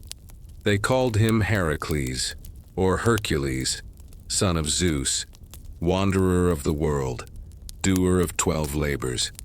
And yet, as we lie beneath the stars, let us retell his story differently. Let us smooth its edges, soften its blows, turn the struggles into symbols that guide not toward battle but toward rest. For every labor of Hercules, in this night's retelling, becomes not a contest of muscle but a parable of stillness. Each task no longer a roar but a sigh, no longer a wound but a lesson in the art of yielding. Tonight, Hercules is not a warrior. He is a sleeper learning, with each trial, how to surrender more deeply into the cradle of calm. The first labor, the Nemean lion whose hide no weapon could pierce. In the bright, loud telling, Hercules wrestles the beast until his arms subdue it. But here, in the quiet version, The lion is nothing more than a heavy blanket of night draped across the shoulders. At first it feels too weighty, too oppressive, its warmth smothering, its heaviness stifling. Yet Hercules learns to stop fighting the weight. He stops straining against it. He lies still, and in stillness, the lion becomes comfort. The heaviness that once threatened becomes the pressure that soothes. The fur that once seemed suffocating becomes the softness that protects. The labor ends not in conquest but in surrender. The realization that weight can be warmth, that burden can be blanket, that rest begins when resistance ceases. The second labor, the Hydra, the serpent of many heads. Each time one was cut, more would grow. In the loud telling, Hercules sears the wounds with fire. But here the Hydra is not a monster. It is worry, it is thought. It is the endless multiplication of what if and what then. One worry addressed gives birth to two more. One thought silenced invites others. But Hercules, in this quiet retelling, does not battle. He watches. He breathes.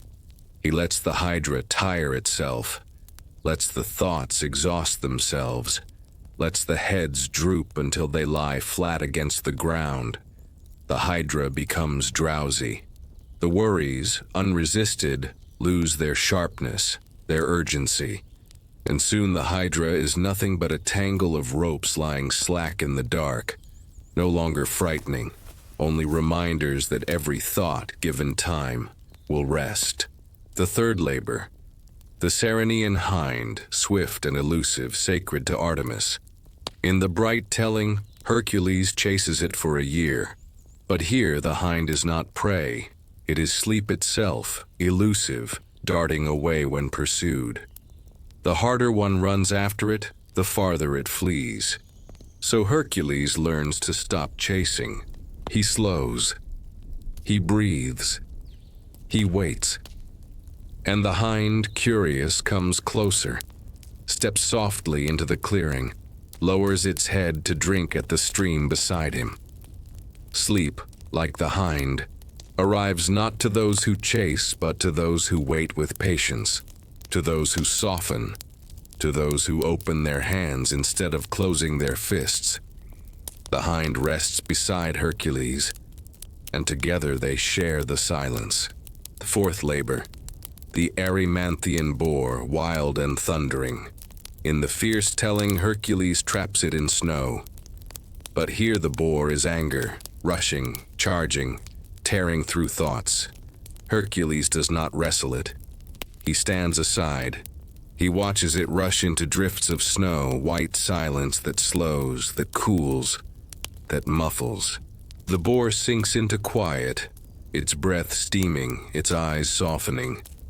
Anger, when not met with anger, finds itself exhausted. The snow becomes its blanket, the silence its stable. Hercules watches, calm, and the boar closes its eyes. The labor ends not with capture but with quieting, not with chains but with sleep. The fifth labor, the Aegean stables filled with filth. In the old tale, Hercules diverts rivers to cleanse them. But here the stables are the mind, cluttered, heavy, filled with the day's noise. Hercules does not struggle with shovels. He sits beside the river of breath. He diverts it gently through the stables of thought. The current flows. The clutter is carried away. Each inhale sweeps dust. Each exhale rinses debris. The air becomes clear. The stables are clean. The mind, like the stable, becomes empty enough to rest. No shouting, no straining. Only the steady wash of breath through the rooms of memory. Hercules smiles, for this labor teaches that the mind, like stables, must be cleansed not by force but by flow. The sixth labor, the Stymphalian birds, shrieking with bronze beaks. In the fierce tale, Hercules frightens them with clashing. But here, the birds are nothing more than scattered distractions, thoughts fluttering in all directions, chattering, piercing, restless. Hercules does not frighten them. He waits. Slowly, one by one, they tire of their noise. They settle upon branches, their beaks quiet, their wings fold. Soon the whole forest is still, filled not with shrieks but with soft feathers. The distractions left alone find roost. Silence spreads. Hercules breathes, and the forest of thought is at peace. The seventh labor, the Cretan bull, wild with strength. In the old story, Hercules wrestles it to the ground. But here, the bull is breath itself, strong, rushing, overwhelming when uncontrolled. Hercules does not wrestle. He places a hand upon its brow. He breathes with it. Inhale, exhale. The bull slows.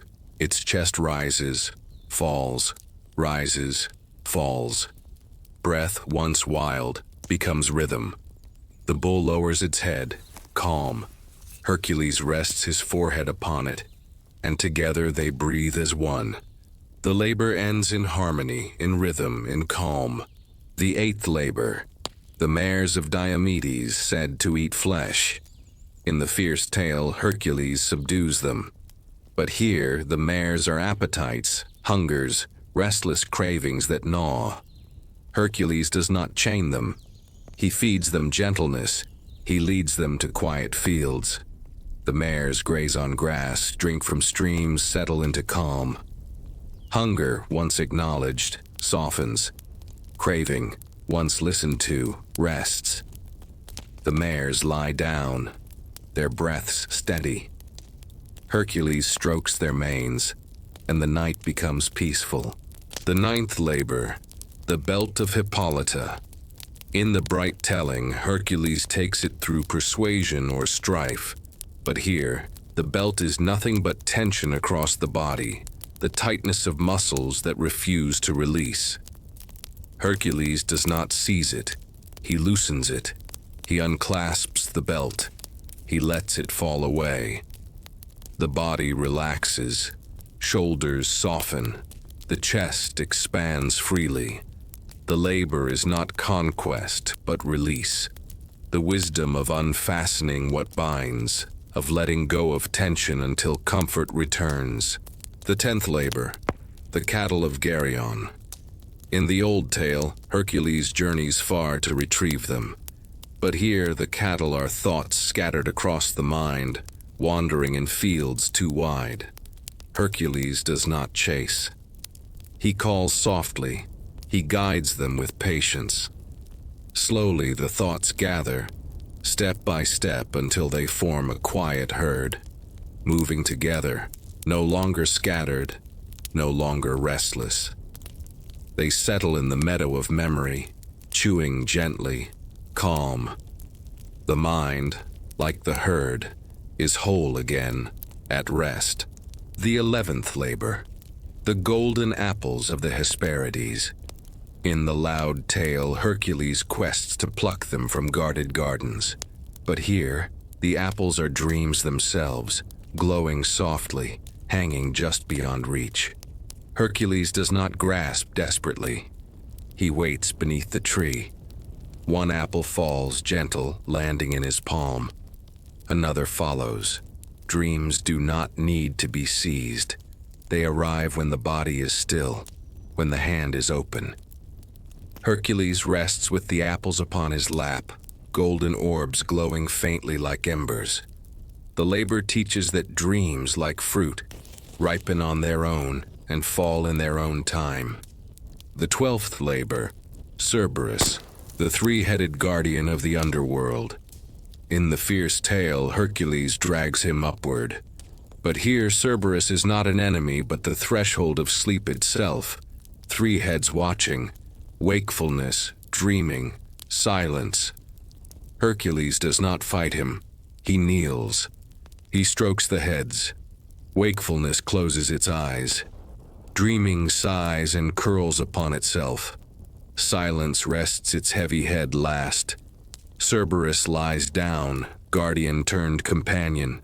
The gate of the underworld opens not with struggle but with trust, not with battle but with calm surrender. Hercules steps through, and it is not death he enters but the deepest sleep, the truest rest. And so the 12 labors end not as tales of sweat and roar, but as lullabies of surrender. The lion becomes a blanket, the hydra becomes quiet thoughts, the hind becomes sleep that arrives when not chased. The boar becomes anger cooled into silence. The stables become a mind cleansed by breath. The birds become distractions folding into stillness. The bull becomes the rhythm of breathing. The mares become hungers softened into calm. The belt becomes the loosening of tension.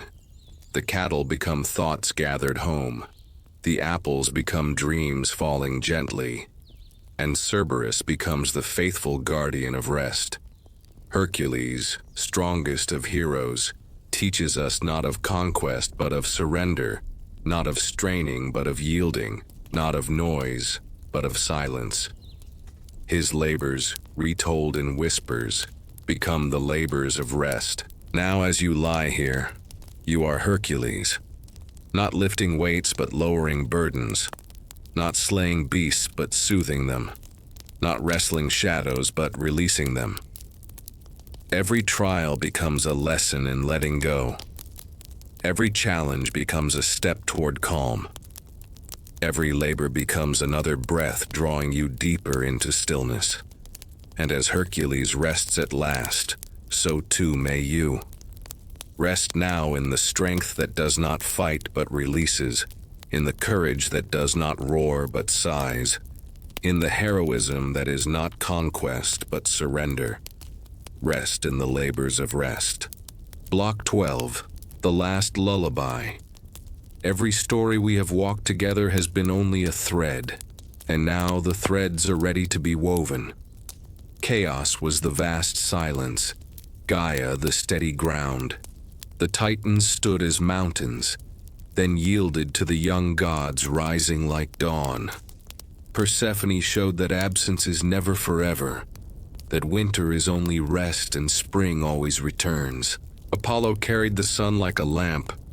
Artemis bore the moon like a lantern, their twin lights rocking the sky as though it were a cradle. Hercules wandered through his labors, but even his struggles softened became lullabies of surrender. Each tale you have followed tonight has not led you away from sleep but toward it, not into battle but into breath, not into roar but into silence.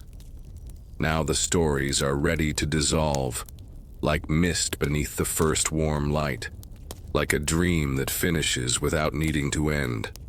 Now the last lullaby begins. Close your eyes and imagine the sky above you. It is not heavy, it is not endless. It is a soft blanket of dark velvet stitched with quiet stars, each one a tiny ember glowing just enough to remind you that warmth remains in the universe. The air is cool but kind. The ground beneath you remembers your weight and keeps it as gently as a hand holds a cup. Around you, all the gods and myths you have heard tonight linger, not as figures demanding reverence, but as presences keeping watch. Zeus breathes in the clouds, steady and slow. Poseidon hums through the rivers, rocking and repeating. Hades keeps the silence beneath, patient and sure. Demeter tucks the fields into sleep. Persephone dreams in the soil. Apollo lowers the last strings of his lyre. Artemis lights the lantern of the moon. Hercules sighs, his labors complete, his arms now folded in rest. Prometheus's flame flickers faintly, only enough to glow, not enough to wake. Pandora's jar is closed, but hope remains, glowing like an ember. Every god, every tale, every presence is here, not to demand of you but to watch over you. You are not alone, you are part of their circle. You are safe within their song. Let the breath become your guide now. Inhale and you draw the sky's vastness into yourself. Exhale and you sink into the earth's cradle. Inhale, and Apollo's warmth fills your chest.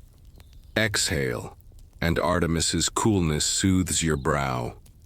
Inhale, and rivers cleanse the clutter of thought. Exhale, and silence deepens within you. The rhythm is the rhythm of all creation. The same rhythm that carried chaos into order. The same rhythm that brought spring from winter. The same rhythm that guides every tide, every star, every dream. You need not control it. You need only let it happen. It carries you without effort. It rocks you without demand. It is the lullaby that has always been here, waiting, singing, carrying you into rest. Soon dreams will come. They will not rush, they will not demand. They will approach softly like the hind in the clearing, stepping gently until they lower their heads beside you. They will bring images woven from the stories we have told. Mountains and rivers, moons and fires, fields and stars. They will not confuse you. They will not frighten you. They will drift and dissolve one into another, until you no longer notice their shapes, only their feeling. The feeling of being carried further, deeper, softer. Sleep is not an enemy. Sleep is not a stranger. Sleep is a companion, a sibling of night, a god of silence, a friend who waits patiently until you are ready. And you are ready. Your body has listened to the stories. Your breath has listened to the rhythm. Your heart has listened to the lullaby. You are ready to be carried. Rest now. Rest in the silence beneath all sound. Rest in the warmth beneath all cold. Rest in the safety beneath all fear. Rest in the cradle of the myths that have walked with you tonight, not as fables to remember, but as presences to feel. The lion has become your blanket. The hydra has become your quiet thoughts. The apple has become your dream. Cerberus lies curled at your feet, guarding your rest. The moon stands in the window, keeping its watch. The sun has promised to return, but will not hurry you. All things are in balance. All things are in harmony. All things are in rest. You need not move. You need not try. You need only drift, and drifting is enough. The last lullaby is not a song to listen to, but a silence to enter. A silence filled with care. A silence filled with keeping. Enter it now. Let it take you. Let it hold you. Let it keep you. And before you fully drift, if the warmth of these stories has soothed you, if you have felt carried by the rhythm of gods turned into lullabies, then let a small gesture honor this circle. A like pressed softly, a comment whispered as though to Artemis under the moon, a subscription promised like the return of Persephone each spring, or perhaps a share, as though carrying Prometheus's flame to another hearth, passing warmth onward. Each gesture is a spark in the dark, and together they become constellations that guide others into rest. Let this lullaby continue beyond you, reaching others who long for sleep, others who long for calm. Together we weave a chorus, a hymn of rest, a night that holds everyone within its arms. Now close your eyes fully. Breathe once more.